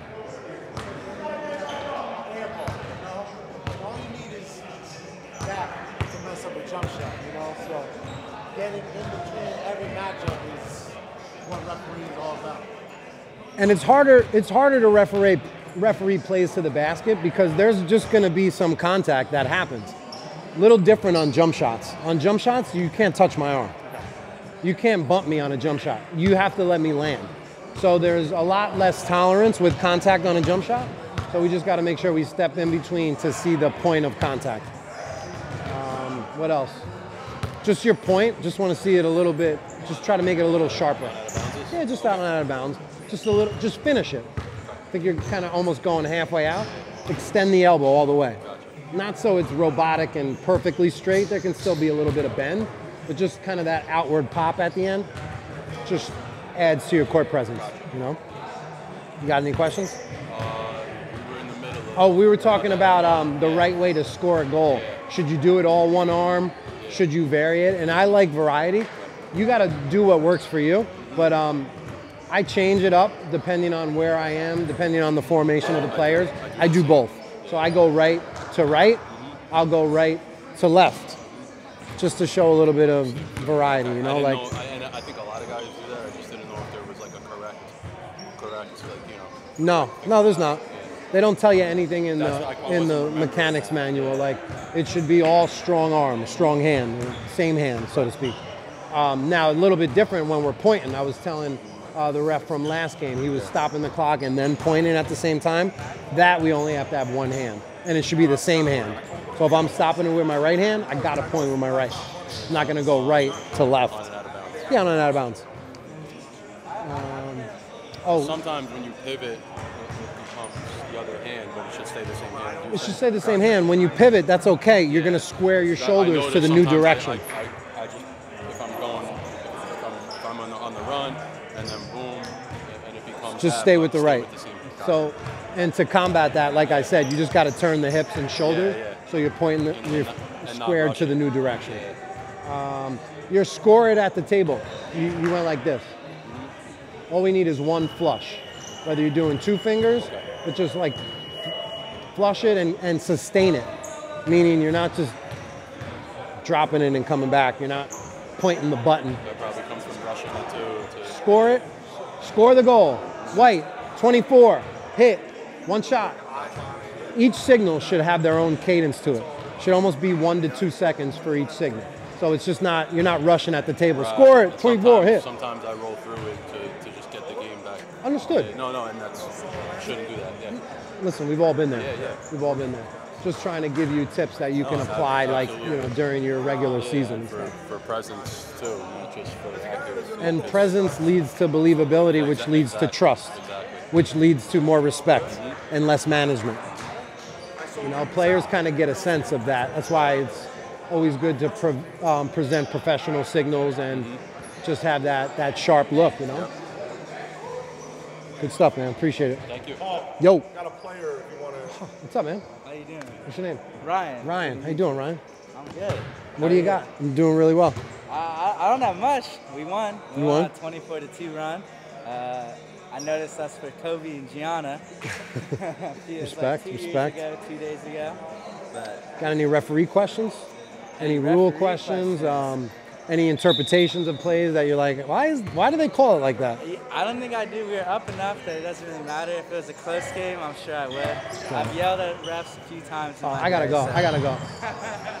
We don't like the refs. They have to call it our way. Then they're good. Then they're good. What can we do about you not yelling at refs anymore? How can we improve your communication to make it a little bit more respectful when something doesn't go your way?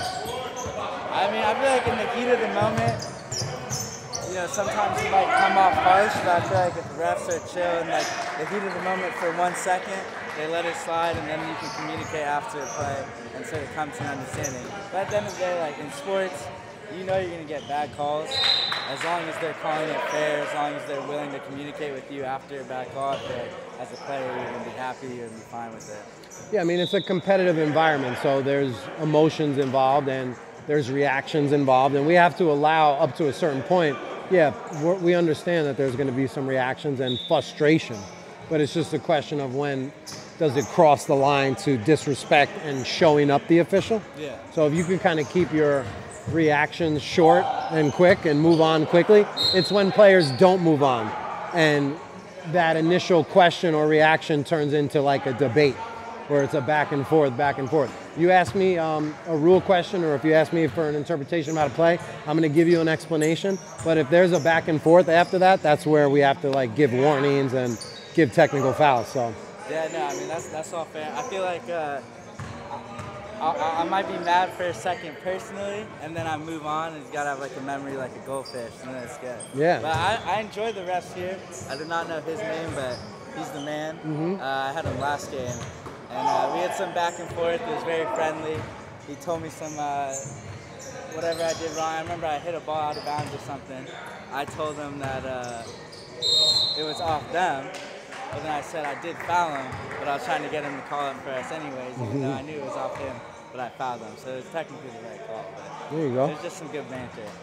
I appreciate you taking the time to talk about the player-official relationship, because honestly, in all seriousness, what I'm trying to do is bridge the communication gap between players, referees, coaches, referees, because we're like far apart. Is there a big issue right now? I didn't know there's a big issue Oh, between players and referees. Listen, is this a long time standing issue? Or just 70% of new officials quit after 3 years due to abuse from coaches and fans. So there's a big disconnect with how we communicate with one another. And like I said, you know, some of it is understandable because it's a competitive environment.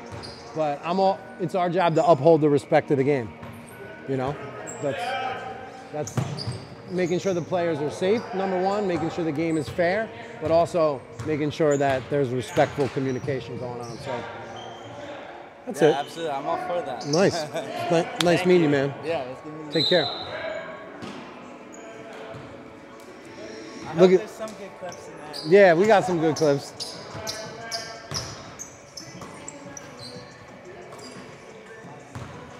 Look at Eric. Eric worked a bunch of games today. He's sticking around to get some extra reps in, watching the other referees and then sticking around to kind of see what me and Mike are doing. Thank you for staying.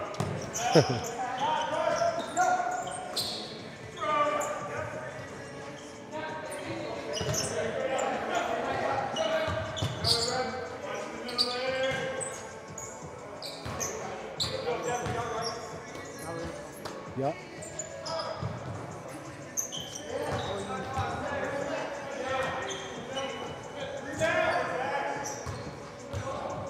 Almost a push in the back there. Now, we call fouls when they lose the possession. Yeah, that's a concept called possession consequence, which I think we can apply to rebounding coverage. Like if a defender or rebounder cleanly gets the ball and doesn't get bumped off his spot, doesn't lose possession, doesn't get put at a disadvantage, we're gonna let that go. Unless it's like a cleanup foul, if you think that it was too much for that moment, like there was some previous possessions where maybe you let some things go and you think that's a cleanup foul, or if you just think it's illegal contact that we can't ignore. But rebounding plays we gotta be patient on, because a lot of times what I see is a ref will stop the play and that defender is already outletting the ball, and it's like, no, we can't stop that fast. That was a fast break opportunity. Better to come late than early. All right, I was saying I love your run, but I don't love it when you do the butt kick. That was a little butt kickish. You just stay with your natural running form. And also, like, no need to really show the 10-second count, the backcourt count, if nobody's really in the backcourt. Once you work college games, we go off the shot clock. Because what's better at counting, a computer or a human? They beat us. I was telling Mike, I'm normally a little hesitant to sink below the free throw line as the trail, so yeah. I think the ball got swung over there. I mean, how far down? Yeah, you really don't need to go too much further than the free throw line in a two-person game in trail. Like, we're never going to work it this far down here like you would in the center position. Mike, how far should you go down in trail? So, two-person game? Yeah, two-person. I think maybe right here is probably a good spot. This is probably the lowest I probably would go. I mean, unless I have to get there for some odd reason. Or from 28 to like free throw line. Yeah. Because from here I can see this, all in one little.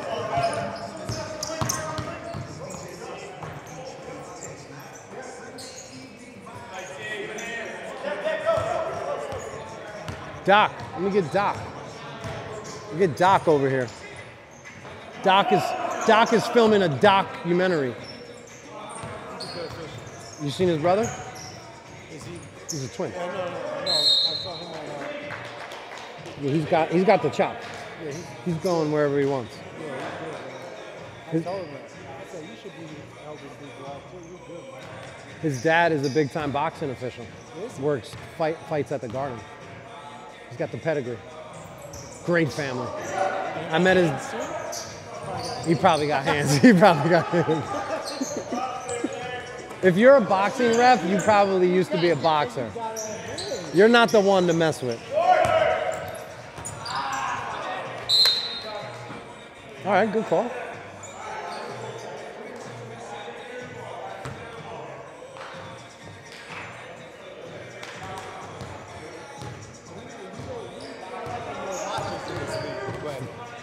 Yeah. Men's steps in this league. Yeah. Men's league has a jewelry exception. Yeah, you can just hang around here, capture like some of the content so you can hear some audio too. Because you haven't heard any real audio, right? Right. We need to get, I wanted you to capture all this and outside, but we still need me and him to contribute. So, yeah. How much battery, how much memory you got? I could probably last the rest of the game. Cool. Yeah, I could probably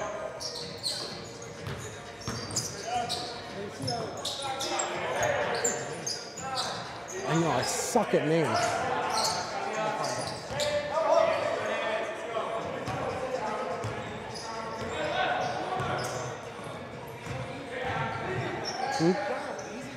John? John and who? Mike? Kenny? John and Kenny. Kenny! Come on, Kenny! Kenny!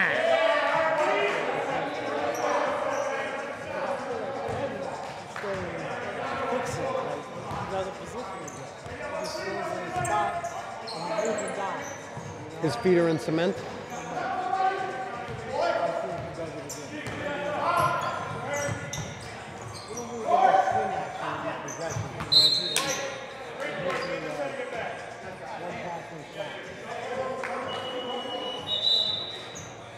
So stop it with the right there. Stop the clock, because you just pointed the direction. Yeah. Just slow down, stop the clock first, then point. I pointed without stopping? I don't think so. Or it was like a rapid one. Yeah. Sometimes I get to the call and don't hold my clock. Yeah, just try to slow down. You know, I talk about signals a lot and making sure we're slowing down with our signals, because I feel like it trickles down into so many other areas of the game. If you're fast with some of your signals and like pointing the direction, or you're forgetting to stop the clock, that's gonna trickle, you know, be connected to your play calling, and that's gonna contribute to probably a quick whistle, which we don't like quick whistles. Gotta let the play start, develop, finish, then decide. Start, develop, finish, then decide. People forget that last step. They're just like start, develop, finish. I know that's 1, 2, 3, but step 4 is actually your decision making.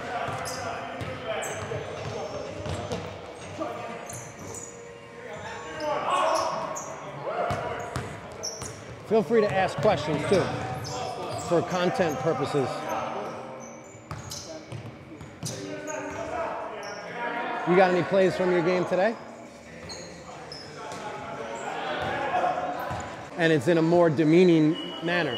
Now you're running back, you're doing it to your teammates, like, I got this guy, I got this guy.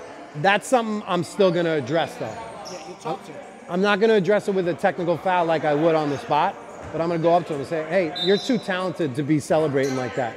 It's unsportsmanlike conduct, just put the ball in the hole and get back on defense. And I always like to tell them that compliment leading up to it. You're too talented to be doing this. Because I'm entering the conversation. This is a management conversation, but I'm entering it with a compliment. So that's gonna make him more receptive to my feedback. Hey, you're too talented to be doing that. This is unsportsmanlike conduct, so please don't do that again. What about how do y'all handle really like coaches yelling cross court on the floor, and let's say like it's like in play within like live ball play? How do you like to? So what I talk about in the pregame is, you know, we're not going to let coaches shout from across the court. The table side official needs to handle that right away. So if I'm your partner, he's shouting at you from across the court, and I'm close to maybe manage that, I'm going to try to de-escalate that. What we have to do as referees is we have to draw the clear line and dictate the terms of the dialogue. What that means is it's up to us to let the coach know what the proper way to communicate is. If we don't establish that, they're gonna establish their own, and then we're gonna be behind the game. So for instance, if I see a coach that he's shouting a few times on the court, I'm not gonna go up to him the first time unless it's egregious, but I'm gonna catalog it in my bank. So this way, if he does it 1, 2, 3 times, I'll go up to him at the next timeout. This is my line, and I think you should take it. Coach, I'm very approachable if you have a question, but please don't shout at us from across the court. That's not going to be tolerated today. Do you have a specific play you want to talk about? And usually they don't have a specific play they want to talk about. But if we, like, listen, if what we permit, we promote. Have you heard that before? It's so true, but referees don't uphold that all the time. And then things happen in their game that are out of our hands because we allowed it to happen. So if you're gonna if you're gonna allow him to shout across the court, he's gonna do it. So you gotta go up to him. You gotta find the right time to do it. Maybe he had a dead ball, but the best time to go up to a coach is following a timeout. Once they've broken the huddle. Once they've broken the huddle, if you go in before the timeout, the coach is not gonna be receptive to your feedback. Plus, he called the timeout to talk to his players. You're kind of you're getting in the way of that. So he's given everything he can, coaching his team in those 30, 60, 75 seconds, however long the timeout is. Once the players say break, there's almost like that big exhale. The coach is done talking. So if you creep up on him there and speak to him and address something with him, usually they're gonna be much better listeners in that moment. They're probably not even gonna speak because they just exerted energy talking to their team.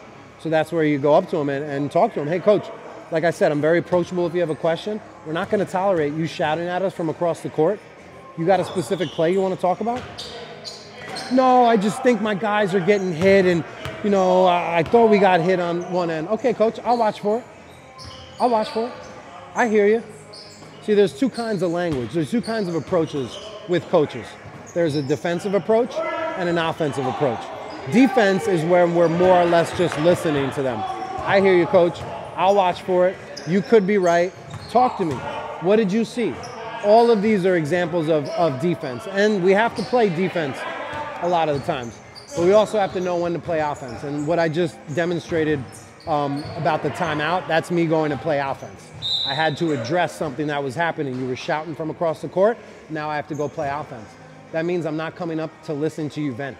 I'm coming up to tell you how we're going to communicate with each other. Does that make sense? Cool. Bars?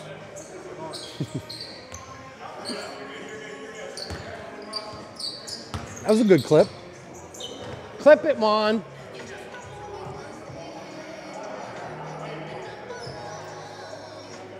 The play up top. So I scored it and probably shouldn't have. I love that you're watching your film from a game that happened today. Yeah.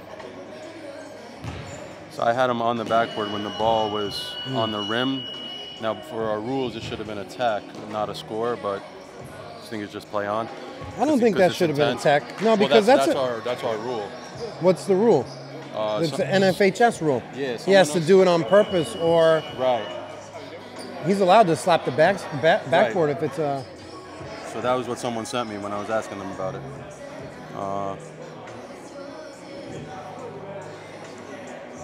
But I guess the tech would be if it's intentional. But if it's not intentional, so intentional meaning he had no play on it. He just went up and slapped the backboard. I thought his intent was to block it, but I thought he was late with no play.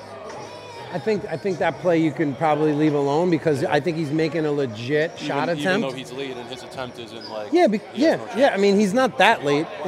It's not like it happens 3 seconds after. Right. He had a chance to block it. He missed it. Live, it looks like play on, and then when I froze it, and his hand's on the board and the ball's on the rim, I'm like, but I probably should just leave that. Yeah, I think so. Can I see your phone again? Yeah.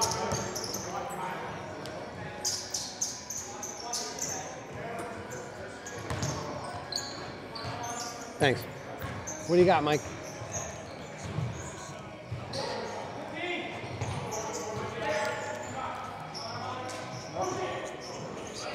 He's allowed to slap the glass there because it was a legit. Block attempt, right? Now, as far as basket interference. That's high school, right? Yeah. So you can get it off the glass anyway. No, I mean, like if the ball's on the rim, he's still allowed to hit the backboard. If you think he intentionally slapped it and it had an effect on the play, then we're going to score. But that's going like way up. That's good. Yeah, there's nothing. Yeah, that was good. There's nothing wrong. Sure. Let me just throw this out. Here. kickball rule. It's very simple. It has to be intentional. Okay. I can unintentionally play soccer up and down the court if I'm unintentionally kicking the ball. So the myth is, if it hits any part of your leg below the hip, it's kickball. No. So the ball, I can pass the ball off your leg and you don't move. I didn't kick it. Kickball. I didn't kick it. That's got to be the most like untaught rule there is. Like How I said, many times do you see that called? I mean, I guess we incorrectly call that sometimes. But listen, like I said, I think it's a very simple rule. If I'm not intentionally trying to play defense like I'm a soccer goalie, then it's nothing. All right, let me ask you, is it different from high school, college, No, NBA? no. And even if I'm like sliding my feet on defense and you throw it off my foot and it looks like my foot is moving, I'm not kicking the ball, I'm just sliding. I have to lift my leg. I have to lift your leg, and that's a judgment call for officials. Right. And we have to ask ourselves, did he intentionally kick the ball? And you see that most commonly when a player, like I said, is trying to stop it with his foot, which I think is a good defensive play. I think players should try to kick the ball more often because you're getting in a passing lane. You're stopping a pass. That's great. What else? No, what else is the most, would you say, the most like misused or miscalled that you see? Miscalled play? Yeah. I mean, the hardest play I think is out of bounds plays from lead because it happens so quick.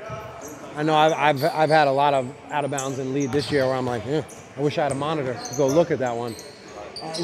What about you from your days coaching? What were some calls that were maybe confusing to you? Or I think always the block charge call is going to be so hard to make an accurate call. And just, I coach right now, we have 7 travel teams. So we get so many games a weekend, right? And the inconsistency from the refs in a game is the most frustrating thing on coaching. So you have one guy calling it a different way and the other guy calling it completely different.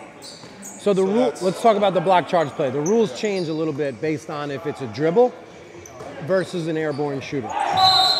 So if it's a dribble, I need to establish a legal guarding position by placing 2 feet on the ground and facing you. Once I do that, that allows me to move to the side, move obliquely, diagonally backwards, or I can just move backwards.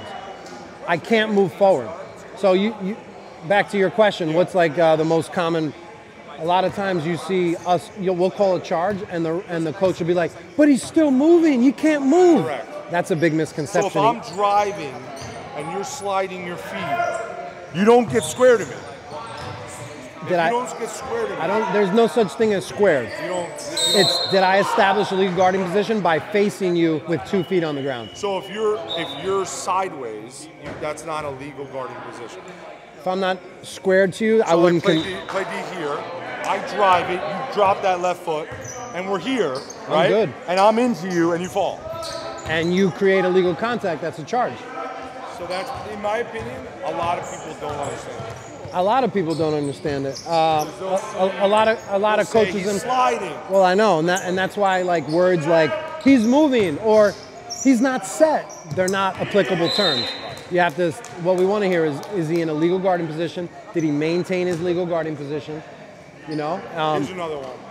The insecure or the quick technical call on a coach, in my opinion, is very frustrating. Well, what did the coach do to get the technical foul? So, let's backtrack, rewind. You know that the ref makes a bad call. He knows it. You say something that really shouldn't get a T. Like what? Like, I don't know. Come on, you're better than that. Okay. And he knows he didn't make a good call. And it's a quick T off of that. Yeah, I mean, listen. That's like, you know you're not a good ref when you can't take a little bit. Well, you got to be able to take a little bit. Warning, there's got to be a warning, maybe a delay of game. Listen, when we miss calls, we generally give a little bit more leeway to coaches and players, knowing that we made that mistake. Right. But we still have to uphold the respect of the game. And just because I made a mistake doesn't allow you to shout or be disrespectful. So, like, as far as though a coach, you know, there's really so much you can do that is like professional communication. For instance, like you got to separate questioning a call versus asking a question because there's a big difference. Are you questioning my call, or are you asking a question to fact find information to make your team better? Most of the times they're just questioning a call to share their opinion and vent. So I got blasted with the sit rule. I got the tee. Oh, I said what I said. He gives me the tee. He's like, you got to sit for the rest of the game. Do you guys have that in New York? We don't. So I didn't even really, I've never had that happen to me. It's not like I've been coaching for 30 years, but he goes, you got to sit. So I'm like, what are you talking about? So he makes me sit the whole game. I get up for a timeout to coach my team, and he says, no, you got to sit. I think you can stand during timeout. Yeah. I think you could stand during timeout. Yeah, you could stand to request. Sensitive stuff is annoying. In this particular league, what we get a lot of is when guys don't understand the difference between, like, sometimes a ref will make a bad call and understand it's a bad call, but that doesn't give them the right to, like, abuse it. Correct. And that's like your video you posted the other day. A lot of refs get out of this game because they get abused so much. Yeah, right? Yeah. But that's, in my opinion, the worst when our guys are just inappropriate. You know, what would you say for an in-house rule would be the best, like, advantageous for me to put in to prevent guys from yelling at refs and embarrassing them? A fine? A fine for a men's tee. league. I think you could fine. A fine per tee. It's not a bad idea. I've heard some leagues that are like $25 that. or something? It looks like none of your guys are arguing today, though. Come on, I'm looking for a little juice.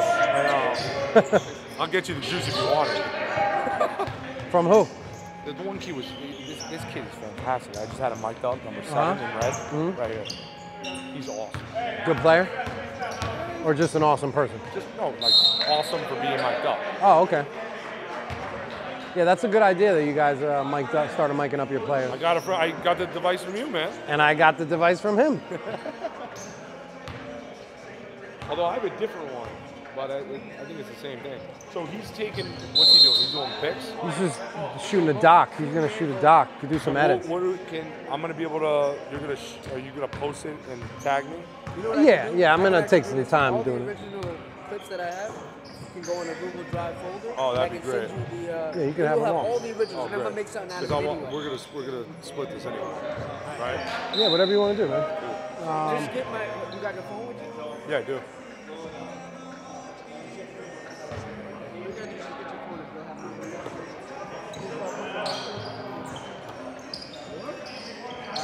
Click that. Are you hacking my phone? No, I'm not. What was that? Look at this. Is that your? Is that like you? Yeah, that's your.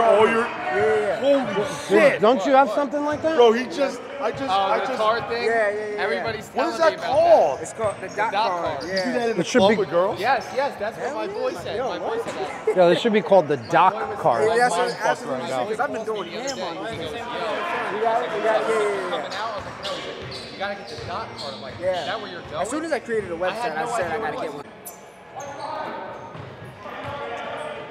So the Crown Refs IPR stands for Individual Performance Report.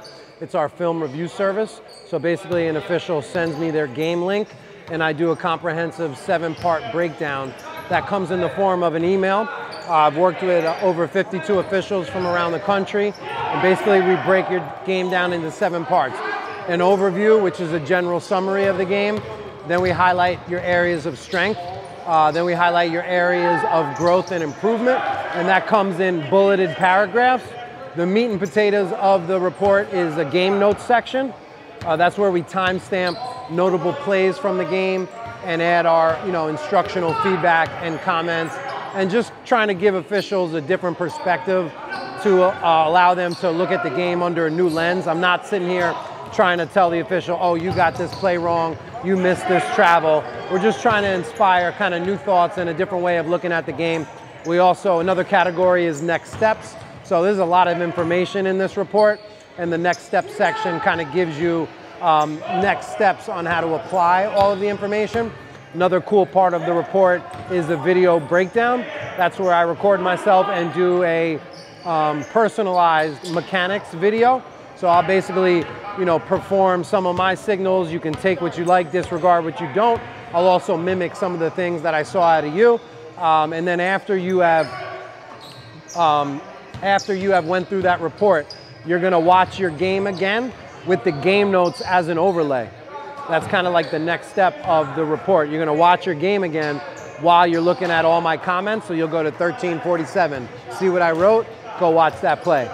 1522, see what I wrote, go watch that play. After you've kind of digested that part of the report, then we'll meet for a follow-up on Zoom where we watch the game together, we screen share, and we break down your plays kind of in real time. So that is the Crown Refs IPR. Serve the game. Is that good?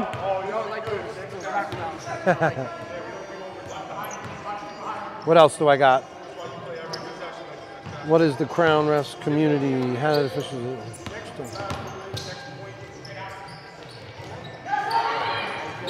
Great.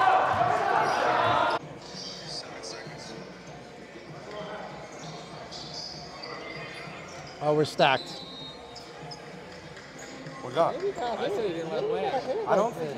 Yeah, you have to get clear space. I think it is. Watch, he doesn't let him land. Oh, God.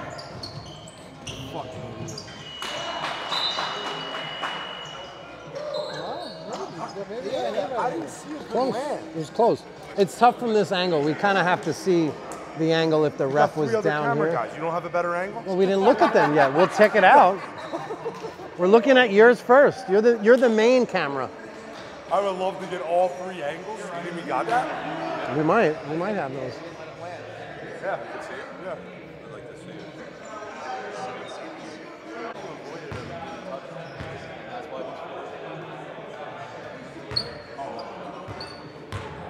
Ladies and gentlemen, you're looking at one of the best referee shooters in America, Mike Evans. He is a walking bucket. Look at the spin on that. Smooth set shot, great form, great mechanics. You know he can ref based on the way he shoots. Look at him.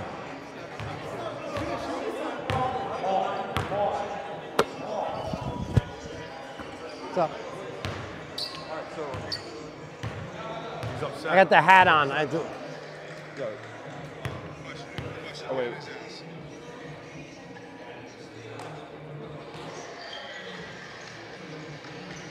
So I'm about to close out, and he's about to fade to the right here.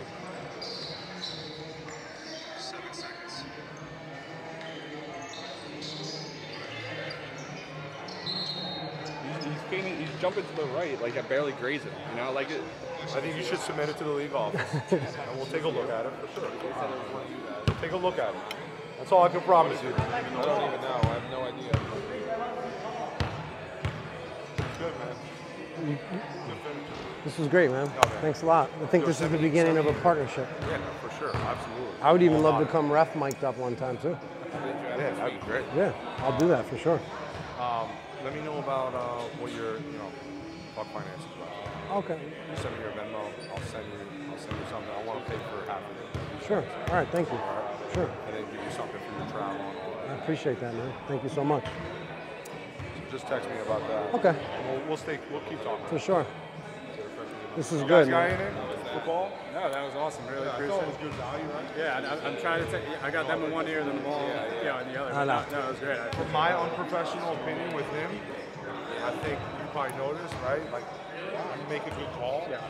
But because your body language is all over the place, right? Your hand is kind of jittery, it takes away from the value of the call. I don't know if that No, I is mean, like I accurate. was telling him, like, watching myself on tape, I definitely feel a little like I'm in a rush, kind of.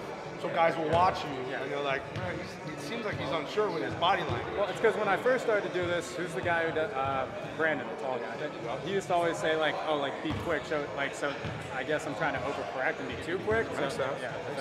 It's actually the opposite. It's actually slow down. Yeah, listen to him. And no, that was good feedback. Everybody starts off too fast. When I was at my first camp, this is how I was moving in trail. I felt like I was doing aerobics. I was doing aerobics to try to get in between. It's unnecessary movement.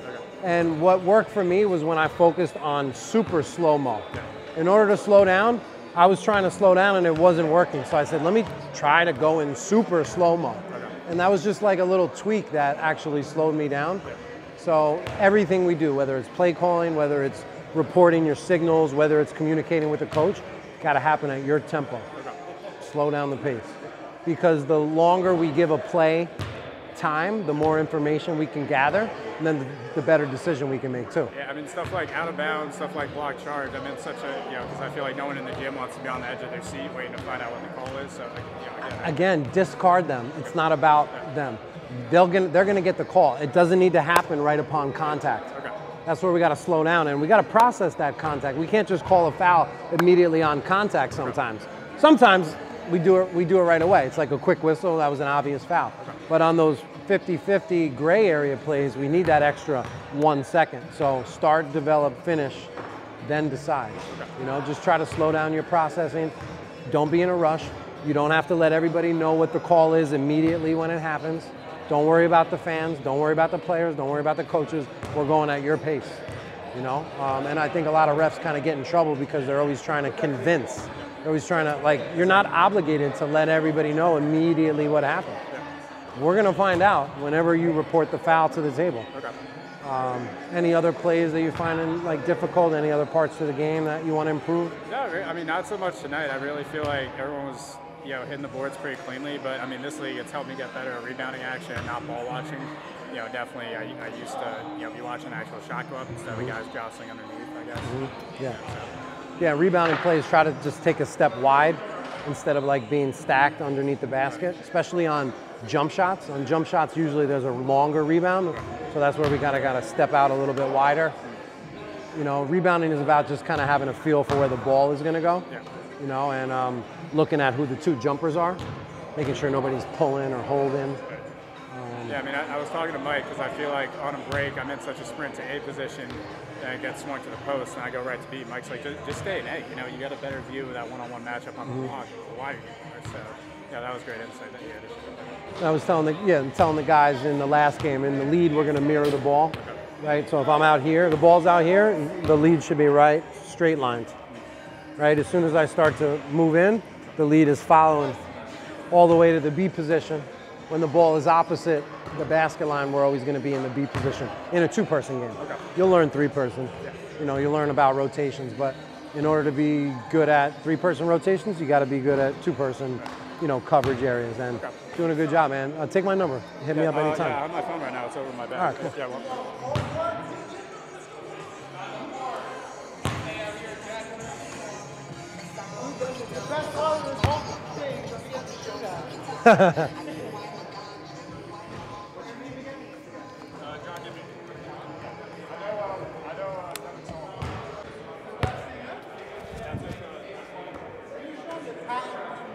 The patented move? What's that? What, the Dirk? Sorry, bro.